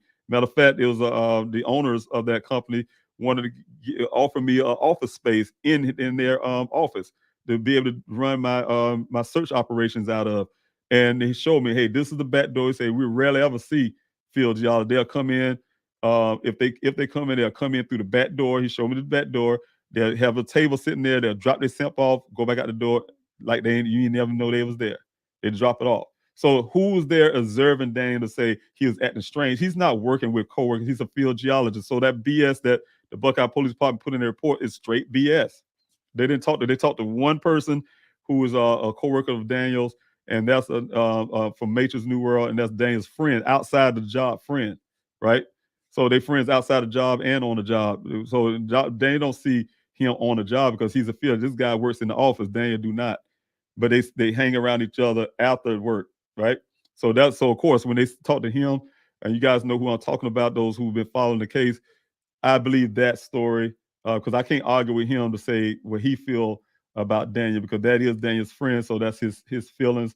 So I'm not arguing that point. I'm arguing the point that with these plurals they use to make the bolts of their story that Daniel somehow was depressed and he just wanted to get the hell out of from away from his family, and that way we ain't got to go look for him because he chose to do this on his own, this type deal. So that's the way to get out of going to search for my son, and they actually did it. Because, like I said, you guys, after they come with that idea, it took them almost 3 days to go on the first search. Put my son's life at danger. He immediately needed help, but they waited almost 3 days later to do a search out there with a helicopter. They claimed that to date, you guys. I'm telling you, I did the FOIA with Phoenix Firebird, the Phoenix department. It's also the fire department, and they can't find a record of that ever happening. Then when I asked them again, what taking so long? I need the paper report. And then now they're saying, well, we're still looking for it, because they know that what I'm looking for too. But it's none. They can't produce it because it don't exist. You can't produce something that don't exist. So Buckeye putting that, hey, this Phoenix Firebird thing happened. I need to see it in black and white, and I'm still waiting on that. And to date, there's no proof of that ever happened. All right, so that's the question. I hope I answered that question, Shauna. And LE spoken individuals get their story. Okay, had LE already spoken with these individuals to get their story prior to arriving, and that's the answer to that question. So thanks so much for that one. Thank you, Vic, for being here as well. Thank you, Lisa, for being here. And you put TexasEchoSearch.org, and I hear it a lot, you guys, EchoSearch, and I really appreciate you guys every time you suggest EchoSearch, Texas EchoSearch. And I really. I hesitated many times with saying this, but now I don't hesitate anymore because the facts of what happened. I've reached out to EchoSearch early on when I was reaching out to everybody, of course, to try to help in my searches out there. And I've reached out to many organizations like EchoSearch. You guys have sent to me and say, hey, look, can you reach out to me? And probably that's why you hear me really slow at asking these organizations to come now, because they never come. And first of all, the Texas EchoSearch, they literally, Dave Rader told me that Daniel's, this case with Daniel do not fit their profile, whatever that means. I don't know what that means. They didn't ask for no details of that. So they're not coming out to help Daniel. So I don't go to EchoSearch and asking them to help at all and all that kind of stuff because they already told me they're not. The thing is, but they did, like I said, gave me a referral to some other nonprofit organization that, because I was during the time asking really hard for drones. I needed these drones with the infrared technologies to, some of those technologies that would definitely, because we don't have people with drones all the time, but we need these special drones to be able to help me better search these areas out there in the desert that we can't get to, and certain things we can see with these certain programs to be able to see ground disturbances and things like that. And he said, oh yeah, they got this one nonprofit that does that. I reached out to those guys. They gave me the word they was gonna come out. I even put it part of my invitation. You guys know I invited the Buckeye Police Department to my searches twice. They came out the one empty-handed. They came out the second one partially empty-handed. They didn't do anything to either one of them. So that's why I don't want to credit them for ever coming to my searches. They didn't do anything, but they came out during a weekday after that. But the whole point is, that was part of the deal. I did a public invite to Buckeye with this nonprofit as well, that they're going to be part of that. And all the nonprofit asked me to say, hey, look, we just want the police department, they're one of their policies, they like the law enforcement to ask them, invite them to come somehow, right? So for whatever reason, but he said they were gonna do it regardless. But Buckeye supposedly did, what I was told. And but then the day of my searches, guys, the guys didn't show up. The guy called me and said, "Oh, well, we're not gonna be able to come because his workers or whoever they are didn't come to work or something or other, and he can't do it by himself or something. It was something or other." Make a long story that no nonprofits, no groups and things like that ever came out to any of my searches, though I asked. It's just that only one that ever did anything for my efforts is the Black and Missing Foundation. I can't say they donated money. They put things on their page for Daniel. They're constantly still supporting, give me, when I say constant supporting, they definitely give me advice to make sure I got connections with some of the platforms there associated with. So I can't say Black and Missing have done a lot for my efforts to find Daniel. I haven't found none other nonprofit or organization that said they does certain things reach out back to me when I reach out to them to say they're actually going to help in this situation. So just don't have any. Now I can't say Black and Missing even sent a person. I forgot the name of the company, but sent them out to do the drone work for me before. So I do can't say that's one nonprofit that actually did some stuff for my efforts to find Daniel. And I give them Derica and Natalie my hats off to them for their love and their support, their constant love and support. Also, thank you, Dr. Latanya Jones, for being here on this Facebook. Prayers. This terrible that law enforcement is not helping. You know, when I will say it like this, you guys, they're not doing law enforcement, especially Buckeye, not doing what they should. You know, like I said before, I use the same analogy all the time. They would do minimum work so they could put it on paper to say we did this. So if you guys look at a list and go on their website, say, oh, we did this, and you'll be like, whoo, they did a whole lot of stuff. But a lot of stuff they put on there is stuff actually that I gave to them. You know, it's not something they actually did themselves, but they're taking credit for, right? For one thing. The other part is almost like if I said an analogy I use is every time about searching, for instance. They say, hey, we went to go do this search and we came to do this. Like I said before, you guys, Buckeye have claimed they did 3 searches. The first search was almost 3 days after Daniel went missing. The second was 2 weeks after that with Civil Air Patrol, right? And the last one was done when the rancher found this vehicle. That day, the vehicle was found on the 19th of July. And each time they didn't find nothing. They claim with caliber dolls, with all the technology, with the helicopter, nothing, right? Even at I'm using this example, this vehicle area where the vehicle was located, they found no tracking dolls found Daniel's scent, nothing, because he wasn't there. First of all, they didn't find his scent going nowhere. They didn't find this and that, track this. But this is Maricopa County dolls they claim they had. Now they don't have no dolls. Buckeye don't have dolls. They had to use Maricopa County's dolls they claim it, even though the rancher said they didn't need it because they only had one dog. But let's for sake say we agree with Buckeye. They did all those dolls and the stuff they claimed they had, and they find nothing, zero. The dolls didn't ping on nothing. But the dolls I've used in my search, 3 different sets of dolls, 3 different people with their dolls. They dolls ping on this same tree near this area. All of them 3 different times, right? Same tree. I still have those reports. Also, not only that, in my searches, we found a human skull near this area, right? And those dolls that they claimed they had, which they didn't, according to the rancher, that's the reason why I believe the rancher, because they didn't find nothing, right? And but I'm saying when they say they're not helping, they can use that like an analogy. Somebody say, Mr. Robinson, can you go in this cabinet? And this cabinet's full now. Can you go get me a jar of grape jelly? Y'all hear me say this all the time, and I say it for a reason. You can really hear what I'm saying. Can you go in that cabinet and get me the jar, see if there's a jar of grape jelly in there, right? And I said, yeah, sure. I open that cabinet up, I see all the stuff in there, and I shut it back, and I said, nope, I don't see it. One thing I can say, I went to go look. I can write that in the report. I went on this day, and I looked in this cabinet, I went in this area, I looked. But you're not looking. I did not look. I looked, but I didn't look. I didn't move nothing around. I didn't go read the labels. I didn't do nothing. I didn't do nothing detailed, but I can literally say I looked, but I didn't actually look. You get what I'm saying? And that's the way I look at how law enforcement do their job. And they're not going to be doing that with my son. So that's why I sound like I'm being very critical when I say law enforcement ain't did nothing. They haven't done anything. Just like when the Buckeye Police Department, I had to force them to come out. That search, I told you guys, they came empty-handed. They came out during the weekday. They said, hey, because I asked them to come out to search these wells and these 2 vertical mines that we found that gentleman was just talking about. And they came empty-handed. They still didn't search those vertical mines. And also the one well they didn't do, but the well that Daniel actually was missing from my investigation, they went in this camera.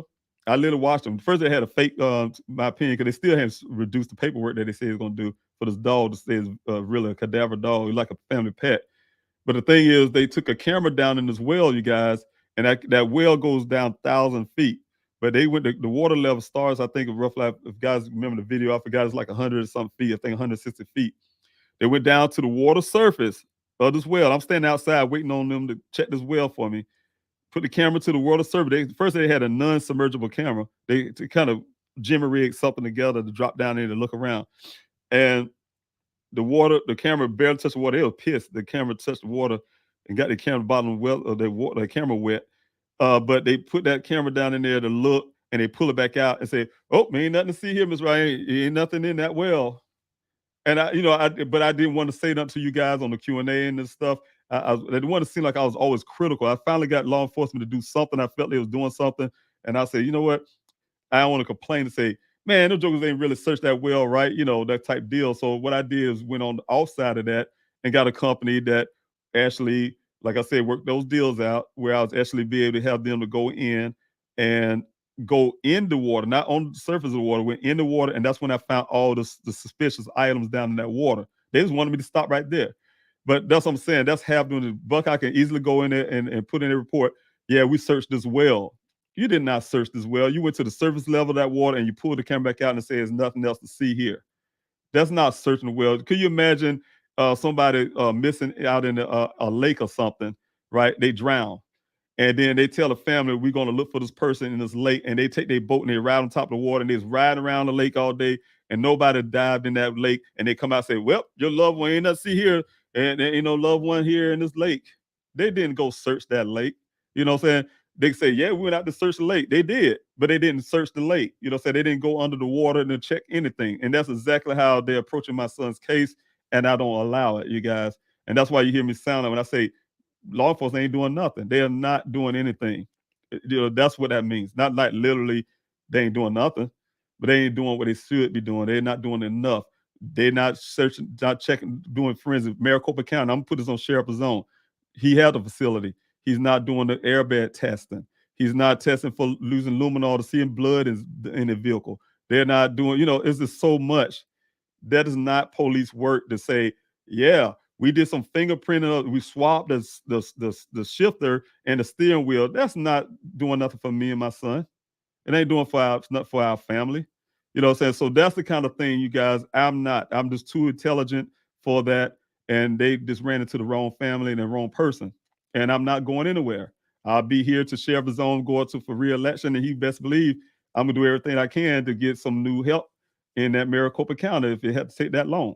So the whole point is that's the kind of stuff I had to put out, you guys, on that, because I do get angry about certain things when I have to talk about those things. So you kind of can see the shift in my mood. So, but I definitely want to put that out when I said law enforcement is not helping. Yeah, you can do minimum, and it's taking a year for them just to. I finally convinced the law enforcement enforcement to do forensics on electronics. Over a year, you guys. Think about that. When you see these cases where they do it immediately. If there was a law enforcement vehicle right here on this ground, like I told you guys before, and his uniform on the ground of power, they wouldn't be treating us like that. It would have been done immediately. They would have frenzied that whole place out there. They would have frenzied the uniform and everything else on the ground, and there wouldn't have been no telling the family he joined a monastery, become a monk, or he ran a tree, and that was it. In the story, ain't nothing we can do. Ain't no more leads to follow. None of that would have went down like that. And my son is deserved the same treatment that any law enforcement officer or anybody get. And I'm going to make sure that happens. So that's why you guys need to be at that protest. Justice for Daniel. because of things like that, the injustice that's there, the disparities that's there, the way that they're treating my son's case versus they treat other people's cases. And I have a case against these departments, the way they treated some other cases in the past versus the way they handled my son's case. All of them, Tempe, Maricopa County, Buckeye, all of them. It's a bit difference, and I can show the disparities there from based on past cases and the way they're treating my son cases. And I can call out racism all day if I really want to, but you guys don't hear me say it. But it's there. That don't mean it's not there. So the thing is, I don't talk about that. I try to stay focused on trying to make sure I get law enforcement to do what they need to do. Also, thank you so much, Lisa, for being here.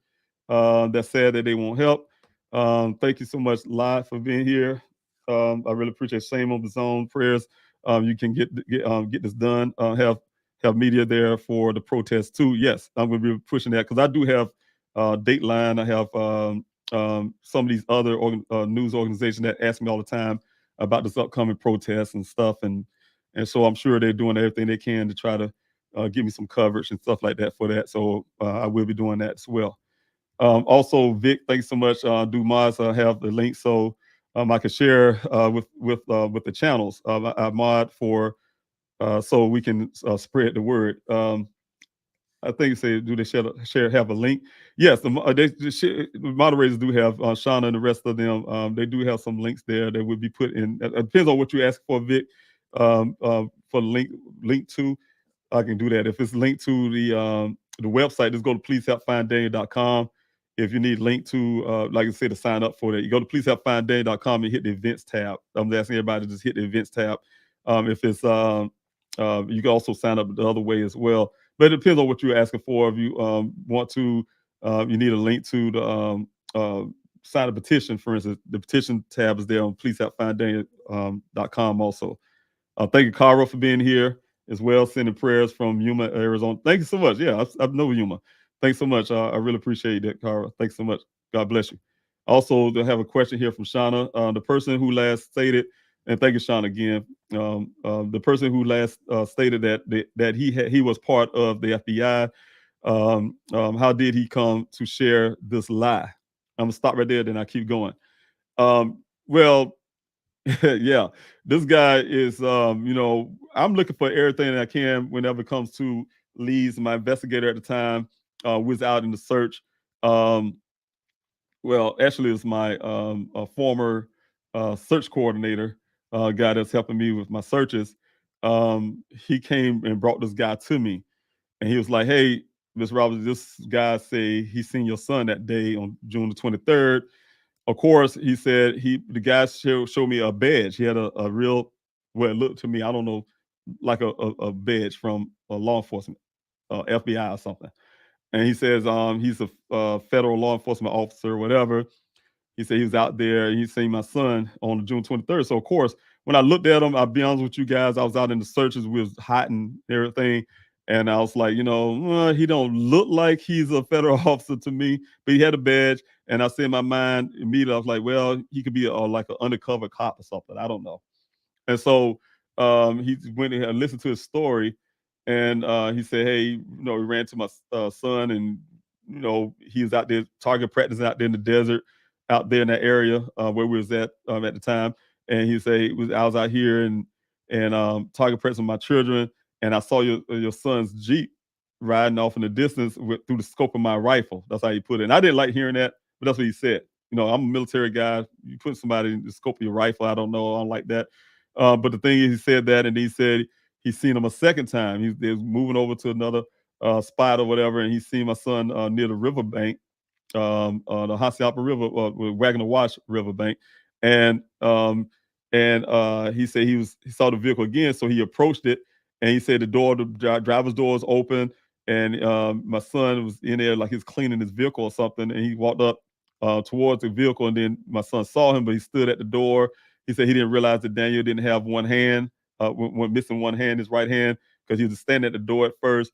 And then he said he was asking him about the about shooting in that area. And then he said that Daniel said that, "Hey, look, you're not supposed to shoot in this area.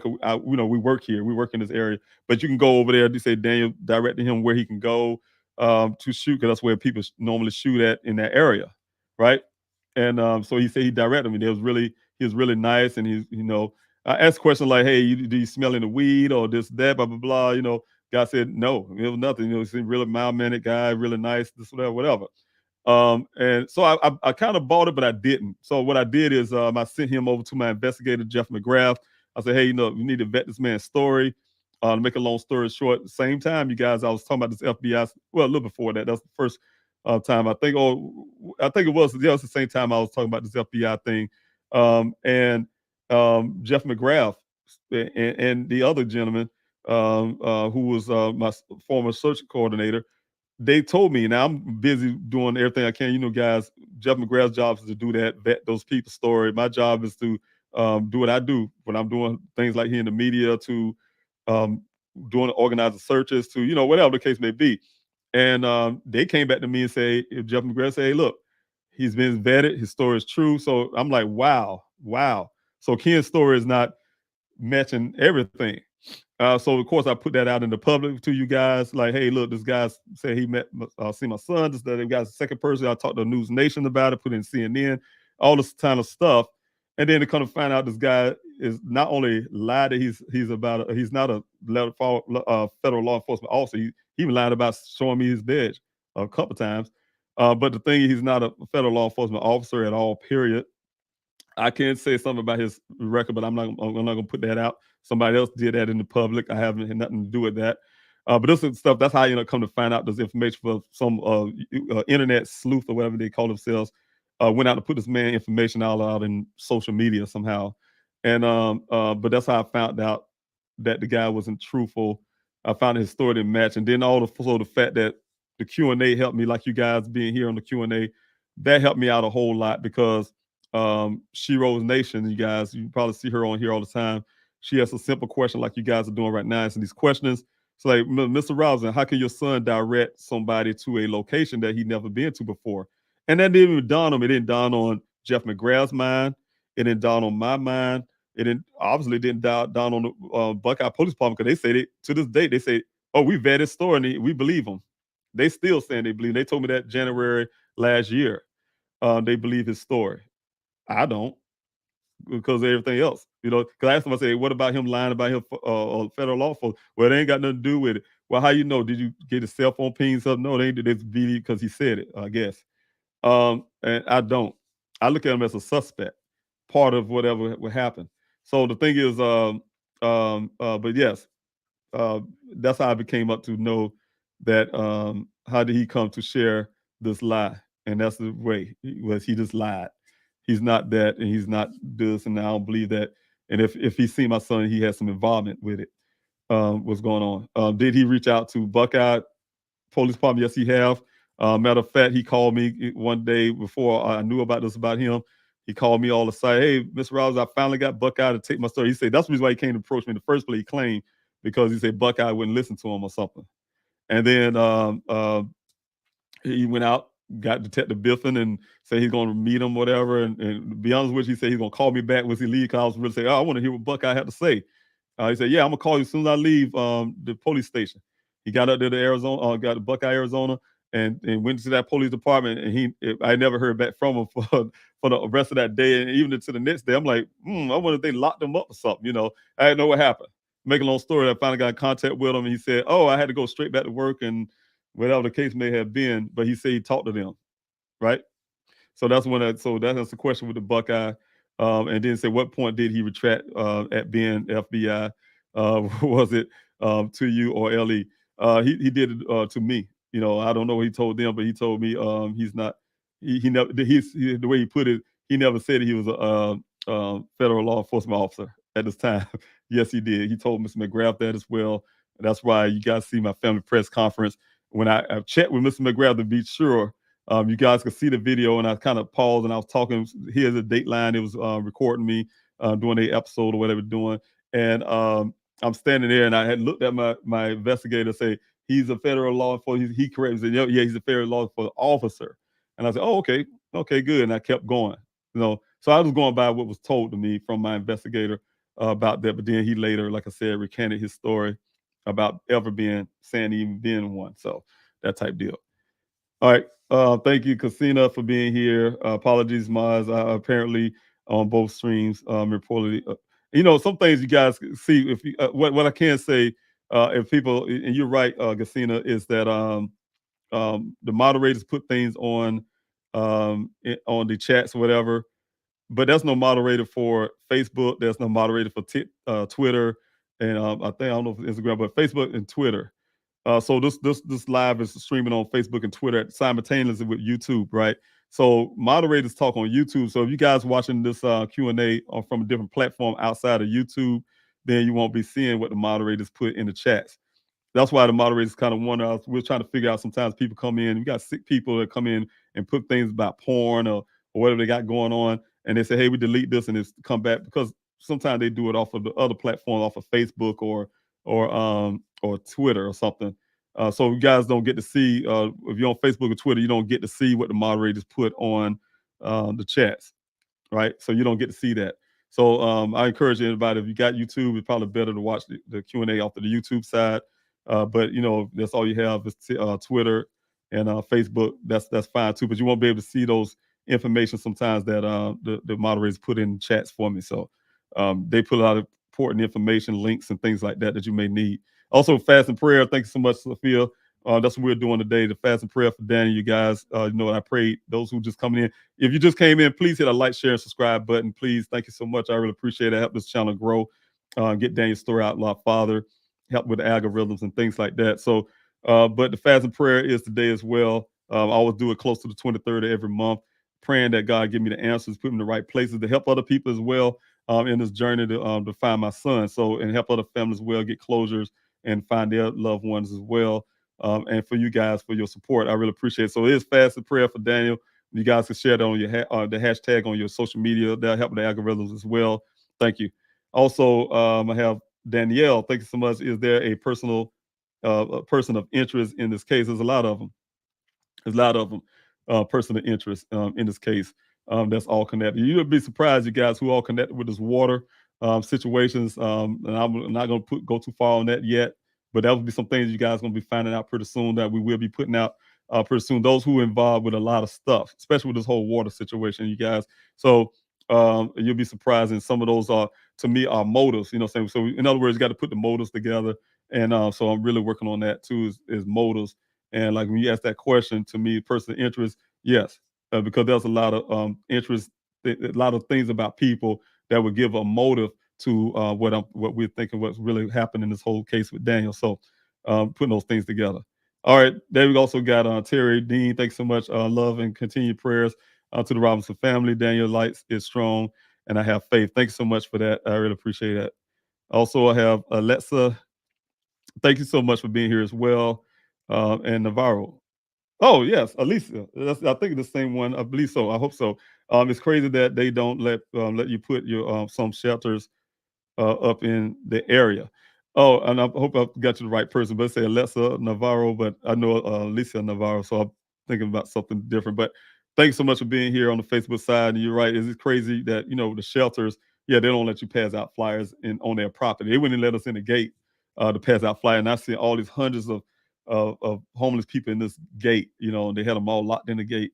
And but y'all need to take those flyers on the other side of the street. Basically, if they come out and they hit the street, then you can give them a flyer. But you can't do it here on this property or something. On this side of the sidewalk either.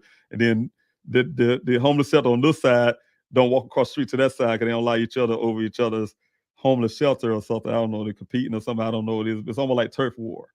Go on. And that's only in Phoenix. I don't know about the other states or the things. I know in South Carolina, my hometown, they have a very small homeless population, very small. And the ones I've seen growing up, they all hang out on one block. This homeless, we only have one homeless shelter, and all of them kind of hang out there. And you probably see them about 20 people or something. And they hang out right there at the bus stop or something. But they don't have any turf wars and with the fly up. You can't have this homeless person come over this side of the street or this, that, that type deal. No, I haven't seen that before. Lisa, thanks so much. You're an amazing father. Thank you so much. I appreciate it. You're an amazing father. Please don't give up, and I won't. Thanks so much, Lisa. I really appreciate that comment. I really appreciate that. Thank you. Also, Alexa, I have been sharing and asking content creators to share Daniel's story. Thank you again. I really hope content creators like some you guys know, like Gizla K from Grizzly True Crime. You got John Q. You had she won't get mad at me, but if I get it right, Q Carlot. You got Lisa Ray. I think that's no Lisa Ray. And you got there's so many of content creators and people who had got Daniel's story out there. So I mean, the true crime folks. I don't want to say, I shouldn't have been saying these names. I get some of them wrong, the names wrong. But there's so many people on YouTube that help get Daniel's story out, and I really appreciate each and every last one of them that have been helping. Before I even started doing the Q&A, be having the interviews with me to put Daniel's story out into their platforms and things like that. So yeah, it's a lot of people who've contributed to my efforts and contributed to helping me find Daniel. So I really appreciate they know who they are, and I appreciate each and every last one of them. Thank you also, Marlori. Thanks so much for being many prayers. Thanks so much. Thank you, Jessica, again for the prayers. Thank you, Danielle, for the prayers. Thanks so much. You said Canada is here to Canada's here too. Thank you so much. And it said, I hope he's found ASP. Thank you so much, Danielle. I really appreciate that from Canada. God bless you. So thank you so much. Also, thank you, Kara, for your question. And thank you coming off the Facebook side. Did they ever identify the remains that were found near the crash area? I know they weren't Daniel, but could they provide any clues? It depends on which remains you're talking about. If you're talking about the one that was recent, a couple Saturdays ago, that was probably roughly 12 miles from where Daniel went missing, but it's still that's a general consideration area, but it turned out to not be Daniel, of course. But they rarely ever they never ever give me information who those remains belong to. Now I do have one family in the past from when we found the human skull. That family came to claim that person. So and I know who they are, and I'm not sure I can put their name out, but his family did do that. That's the only person that came because the family reached out to me. It wasn't that Buckeye Police Department gave me information or Maricopa County gave me information about this person that was found in our searches. So, but yeah, I don't get information about that. We just turn the stuff over to the Buckeye Police Department, and then they move on from that point to, I guess, locate family or whatever it's supposed to. At least I'm hoping that's what they're doing. I hope they're just not putting it in a box somewhere and just let it stay. But they actually contact and find out who these people belong to and their loved ones. So, all right. But thanks so much also, Pacific Breeze, for being here. You're constantly supporting as well. I really appreciate that, you being here. Thank you also, Clumsy, again. Hi, Daniel, and Pacific Breeze. But thank you so much for being here. Oh, wow. Thank you so much. I'm going to say metal cat. Thanks so much. Thanks so much, Heavy Metal Cat. Thanks so much for the super chat. I really appreciate it. Thank you guys. I really appreciate guys these super chats. You guys have been supporting this channel in multiple ways. You've been signing up, subscribing to the super chats. You know what I'm saying? I really appreciate just being here constantly. All of you supporting in your own way, and I really appreciate that every way that you guys are supporting. Rather the super chat, rather just being here on the Q&A constantly, listen to the same stuff. And just like I said, it's not an entertainment channel and things like that, but you guys have been supporting, been backing me, so I really appreciate that. And thank you so much, Heavy Metal Cat, for the donation and the super chat. I really appreciate it. God bless you so much for that. Say prayers. You're such a great dad. I really appreciate that. Don't give up. God bless you. Thanks so much for saying that. Thinking I'm not giving up. He's my son, and I have to keep on fighting. All right. So Pacific Breeze question: have you tracked down the fuel truck? No, I have not.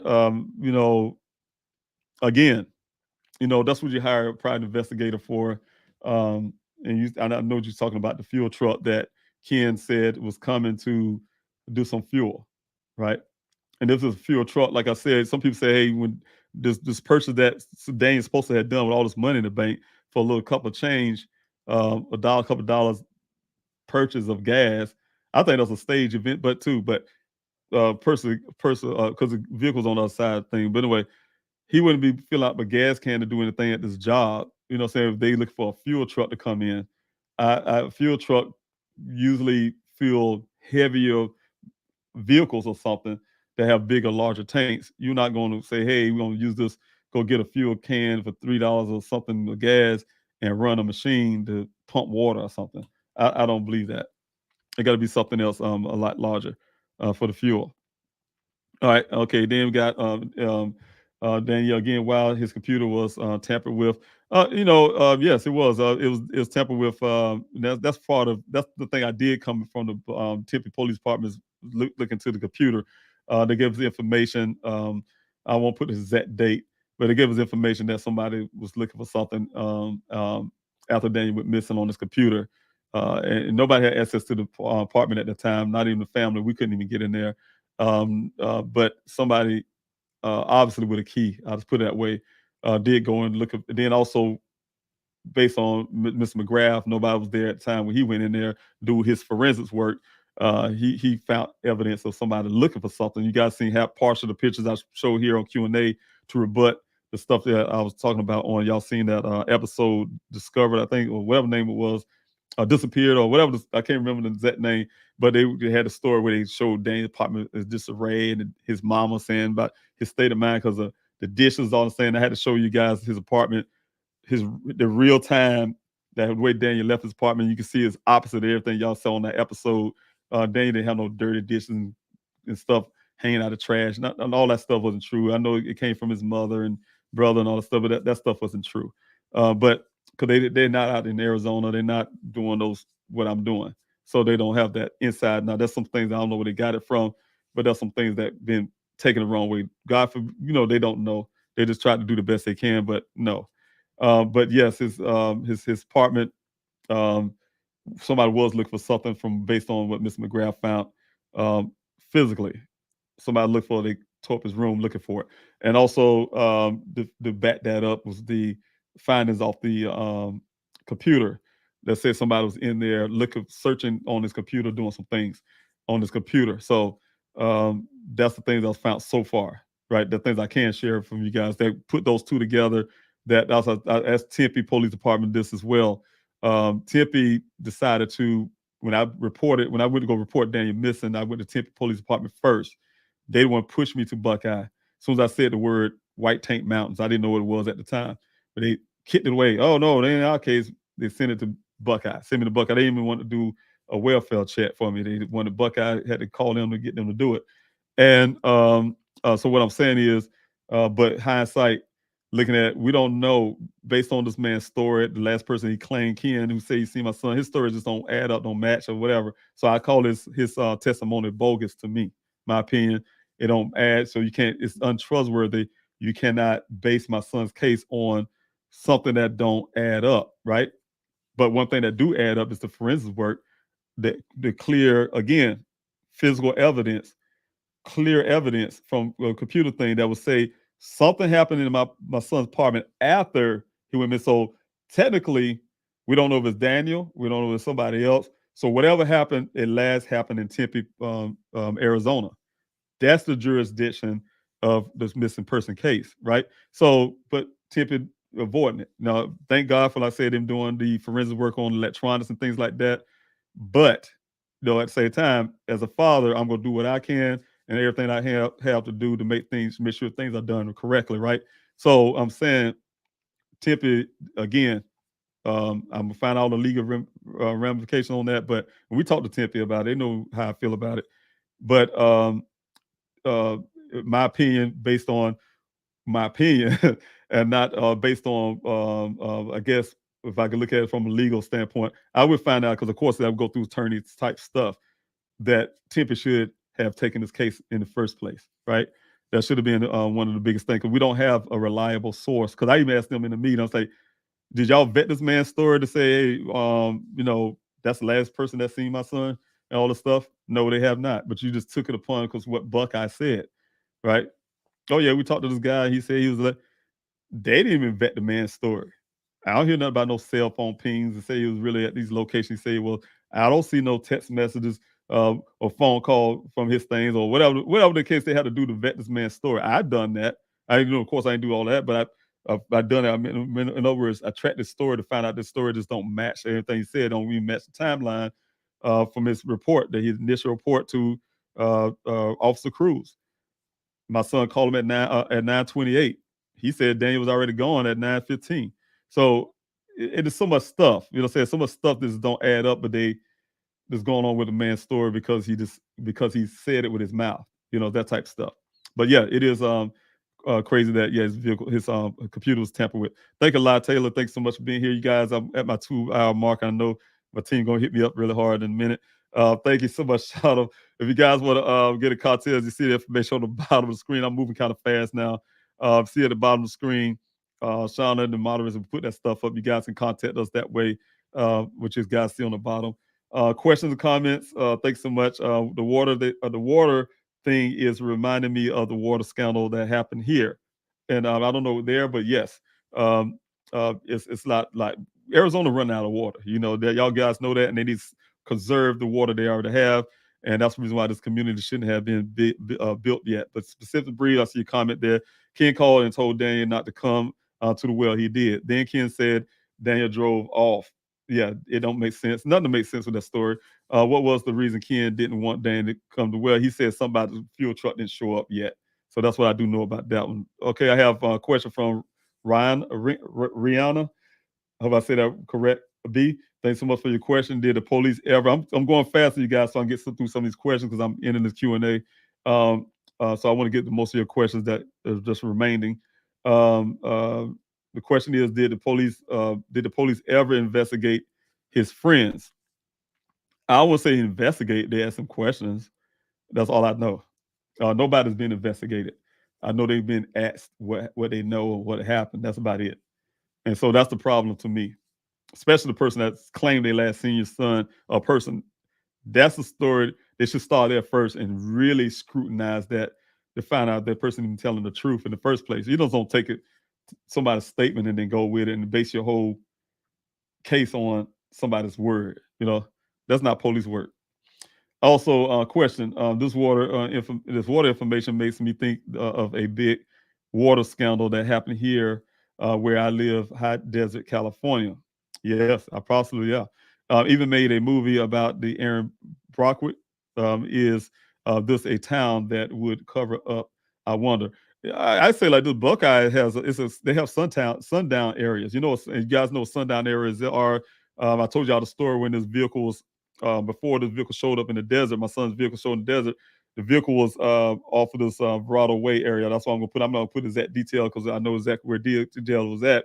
But we went up there. I got the word from the guy who his wife took the picture of that thing. Make a long story short, you guys know I've been in that location. The vehicles removed before I got there, but I still went to that location with my daughter. Was on the ground looking for tracks and things of the vehicle, Daniel's vehicle. And then I got a call from a female officer friend of mine and that I met in Arizona, her and her friend, and they asked me what we're doing, and they came out to meet us. All us black people. We're sitting on the ground out there in Buckeye, looking on the ground, looking for evidence. She's using her police skills to look on the ground to see what she can help, right? And then all of a sudden, this big truck of white guys come. They pick up broad daylight. Call us. My daughter just happened to sit in the car town, which I was happy because she didn't get to hear it. But they just call us the N word like it ain't even fun to you guys, and they was going off on it, right?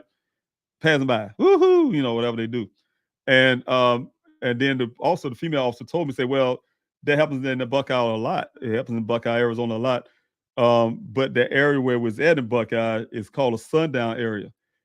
David, you need to get you and your daughter, your family out here before it get dark because it's a sundown area. You don't want to get caught in the area being a black person at night because they would try to do things to you. So yeah, we got out of there. So Buckeye is known for that as well. They have areas like that in Buckeye where there's a lot of racism and things like that. So anything can happen when it comes to them. Yes, that kind of question, I feel, yeah, anything can happen. There's a lot of people out there that came to the searches to help. So it's a mix of different kind of people.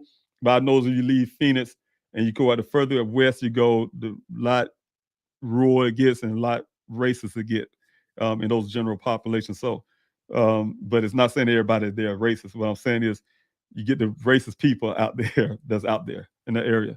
What do you think about Daniel's phone Bluetooth not connecting back to his Jeep after 7:12 a.m. Well, I really don't know. I really don't know what to say about some of those things, some of those details, and where you get the 712 from, and his phone not connecting and stuff like that.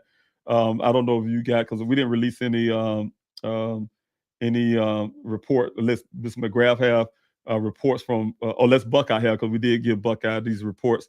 But the report that and that's again, you guys, anything that Buckeye have, you guys see in the report, if it's in their report, that came from my when it came from me. When I say me, from my investigator who I paid for. So Buckeye haven't done any work. That's what I'm trying to say. They take credit for stuff because you see it in the report. And they're gonna say, oh, they're gonna say, well, we got this from Mr. Robinson and his PI. They're gonna put it in, oh, this, we got a report, blah, blah, blah, so on, so on. And then you take it in your head, it's like, oh, they did this. No, they have not. So it don't work that way. But anyway, but I can't comment on that because I'm not really sure how to answer that right now at this moment. With Daniel being being one-handed, you would think he would utilize his Bluetooth through the entire day. Now, one thing I can say, because without putting out so much information I do have about the connection, if you're saying talking about the infotainment system, I do have a lot of information on that. I will not be able to put a whole lot about that out to right now, but whatever Buckeye have in their report, you guys probably a guide or whatever, I'm sure there's a lot more detailed than what they put out there on that report. But I don't know how to answer that question, so I'm not going to try to even answer that question when it comes to the phone connected to his car. And I just know the information I was looking at the other day through that stuff, and it's a lot to that. There's a lot to that report. It's a 700-page report, so you got to think about how long this thing is, and to get information from. But thanks so much for your question. All right, I have a few more minutes. I'm trying to spare you guys, so I'm trying to get up the Q&A, and you guys can come back this evening on the Q&A for prime time. So even though the vehicle hadn't shown up yet, and even though it was even though it was the desert, law enforcement didn't do a radius sweep and reach out to all landowners of any businesses in the area right away. And that's true. Because when Daniel first went missing, first of all, is the delay. Almost 3 days after he went missing. Of course, we didn't know where the vehicle was at. The story is that Buckeye knew that my son never been in that area before, so that put him at risk. They know that he was born with one hand. They knew that was another risk, but Daniel's not handicapped by any stretch.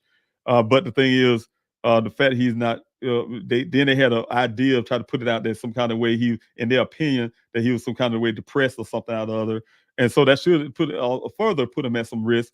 But they haven't even done anything in a bigger, like you were saying, in a bigger, larger area to try to search. In other words, there's no effort there. That's again how I put it, you guys. You could say you went to go look for somebody, but you didn't really look for somebody. But you can write on the paper, I went out there to look, but you're not looking because you really don't care. You just want to be able to cover your own self. So somebody come ask and say, "Yeah, we went out there looking." Yeah, you did, but you're not really trying to find them. So the thing is, that's exactly the way they approached Daniel's case at the beginning. They didn't go out and reach out of business. I had to go out there. People say, "Hey, did you go to the hospitals and stuff?" That's one of the first things me and my daughters did. I picked my daughter up when I got to Arizona. Me and her was riding. We were scrubbing that street. We was up to the Red Cross. We're doing everything we can to try to locate Daniel, the airports and everything else. You guys, that's one of the first things I did when I hit the ground in Arizona. Was going out. Me and my daughter was traveling every day. She took time off from work, got some leave of absence or something when Daniel went missing. And me and her was spending a lot of time riding around Arizona, Phoenix, and everywhere else, trying to do everything we can that law enforcement should have done, going to contact these hospitals and mental health wards and you name it. Trying to locate them, but the police department wasn't doing that immediately. So that kind of came over a time from what they're saying. All right, let me see who else I got here. See, I wish I can get you guys comment. I'm going to kind of show it and just kind of keep going, but I want to get to your questions. And you guys have any more questions, can you please, let me put this back up again one more time. If you guys have more questions and stuff like that, please say them for the Q&A this prime time. If you're coming back this evening, Q&A prime time, you guys will see the stuff come up on social media because I'm going to do it after I get off here in about an hour or so. put the next prime time up. I mean, next Q&A up, and with the time and stuff like that. Because the time is, you guys already know, if you live in California, for instance, on Pacific time, it'd be at 5 p.m. today. If you live in Arizona on Mountain Time, that'd be at 6 o'clock today. If you live in Central Time, like Mississippi or something like that, that'd be 7, and then in the East Coast it'd be 8 o'clock. So you guys can come and join me this evening on the Q&A this evening, and I'll be able to, answer your questions, the ones I missed today. Question from Shauna: do you know if there is a camera? Do you know if there is a camera at the shooting range? No, I do not know, and I don't know what shooting range you're referring to, or the Hacienda substation. I don't know about the Hacienda substation either. So those are two things I don't know about a shooting range, but I'm sure people shoot in the desert, target practice on independently in the desert, but I don't know as exact shooting range in that area. I'm sure they are. And you're saying something, you give me a specific name. So the Hacienda substation, the Hacienda River run through there, but I don't know about the substation and things like that. But if you're saying the substation, as in you're talking about the aqueducts or something like that, the canal that runs through there in that area, I'm not sure you're saying that, but I was looking for cameras for that too. Some of those little sections where they have these little buildings, see if they had cameras and stuff. I have yet to see that. It's hard to even get into. They have these big tall gates, can't even get to the canal because they have it guarded and things like that. So I'm sure there are some cameras somewhere, just like this substation. And if you're talking about the Hudson substation, that's a substation, you may be talking about the electrical station there. Buckeye said with no camera they couldn't find her, but we tried to find as well. I reached out to the electric company, for instance, and that electric company kept giving me info. Oh yeah, we're gonna get back with you if we'll give you information. We're gonna get back, and they never did. So I don't know, but from what we can tell, there was no cameras on the sub, which is the infrastructure.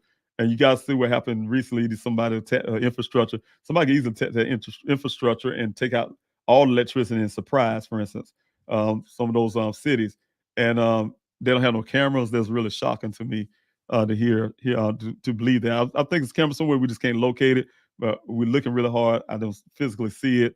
Like I said, I reach out to the electric company. They're never getting back with you every time. They keep giving you empty promises on that. So, John Q, good to see you. Good to see you here this morning. Good morning, David. Good morning, everyone. Please have fun day. Any new developments? Thanks so much. I really appreciate that, and for coming in on this Q&A.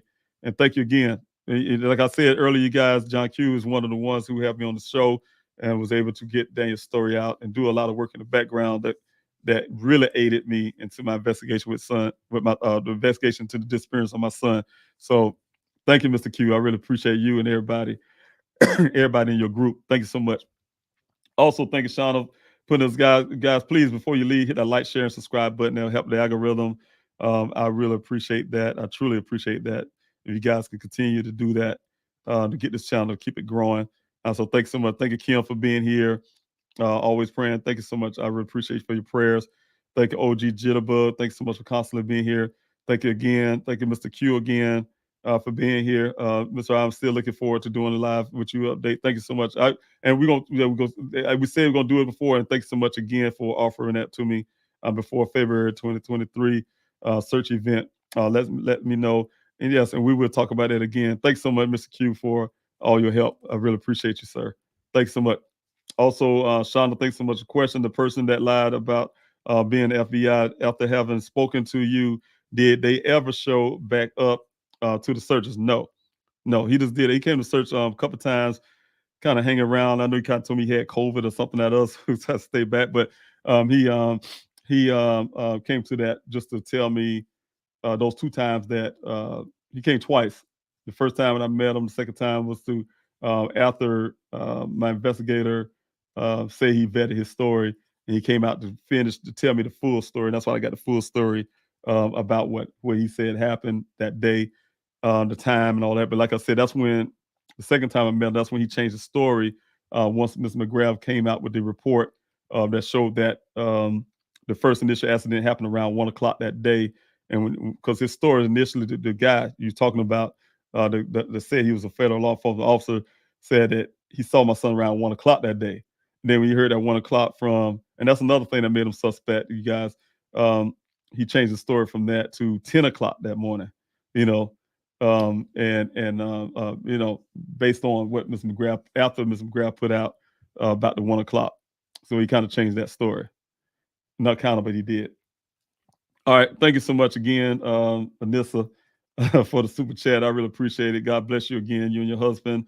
And you have a question here. Have you looked into the history of the company to see if there's any other unexplained incident? Yes, I have, and it's one, and it's ironically say that perhaps even put out a request to speak to the former employees. And ironically to that, it was a suspicious death with one of the workers that Daniel actually when he got hired on was taking that spot right in the company. So that's one thing I noticed when Daniel first introduced the company to me, and you know he was kind of sharing those, trying to give me was on the phone. He's like, "Hey, Dad," he was really excited to work for this engineering company, and of course as a parent I wanted to look it up to see who he's working for, and with Google and doing all this stuff. And yeah, I did hear something happened with Matrix before with some employees passing away for something happened or whatever. And so that did puzzle me. Hindsight now, looking back at that, probably some details I need to look into what actually happened to this worker. So that type deal. All right, I have. I think that's it, you guys. Thank you so much, you guys, for your comments. Thanks so much for um, we're the archaeology community when you need them. And I have some geologists. I don't know about archaeologists, but you know, I have one of my daughters is an archaeologist, by the way. But I don't know. I do know the geologists do come out to the searches and stuff like that. Some come out to support my searches. So I really appreciate all of them. Also, DJ Moore, thank you so much for being here. Water Salts and Leah Wood. Thank you guys. Thank you everybody. And I really appreciate you guys. Oh, they say that, yeah, that's true. The usually suspect return. I'm sure. I'm sure the persons who had some involvement with Daniel's disappearance, they have been to the searches, yeah. And I know they've probably been in my face many times. They probably on this Q&A and everything else. So that's why I constantly, Leah, just say, hey, look, if you know something, you need to just go ahead and say something. And that's why it's on the bottom of the screen. That's a tip line I pay for 24 hours, 7 days a week, you know, live operator for that person to come clean. It's always going to be somebody. They always return to because they want to know what you know. You know, they want to know what you know, or you're going to find them out, or whatever the case may be. Or like I said, in my son's situation, when this vehicle's planted there, they wanted me to know that the vehicle's there. They know I'm out there looking in the desert desperately for Daniel. They produced the vehicle. That's why it's sitting there. That's why it's closed in. That's why it's staged like that, because they produced the vehicle for me to not go off of Verrado Way looking. Stay right here in the desert. Look, it's a misdirection tactic, and that's the thing I've been saying for a long, long time. But law enforcement not smart enough to even look into that direction. So, but it's things like that. So it is always just a tactic to try to miss. And that's why I'm saying the searches in the desert still have to go on, because even though this is a stage event, they brought the vehicle here. They could have brought something else there too, God forbid. And that's the reason why I'm searching the way we are. It's because we need to search those deserts anyway. Sadly, when I say that, I get really down to even think about that. But there's some things you have to do from my perspective as a father that's doing more than law enforcement. And I guess I am doing better with the FBI doing. They ain't doing nothing at all, right? According to Buckeye, they saying that's what the FBI said. Or maybe I am doing a better job because I'm doing it on my own without law enforcement's help. Really, you know what I'm saying? The way they should be helping. So again, for my closing here, law enforcement is welcome to the search that's coming up on 25th of February. I'm sending out this is an open invite. It's on the website.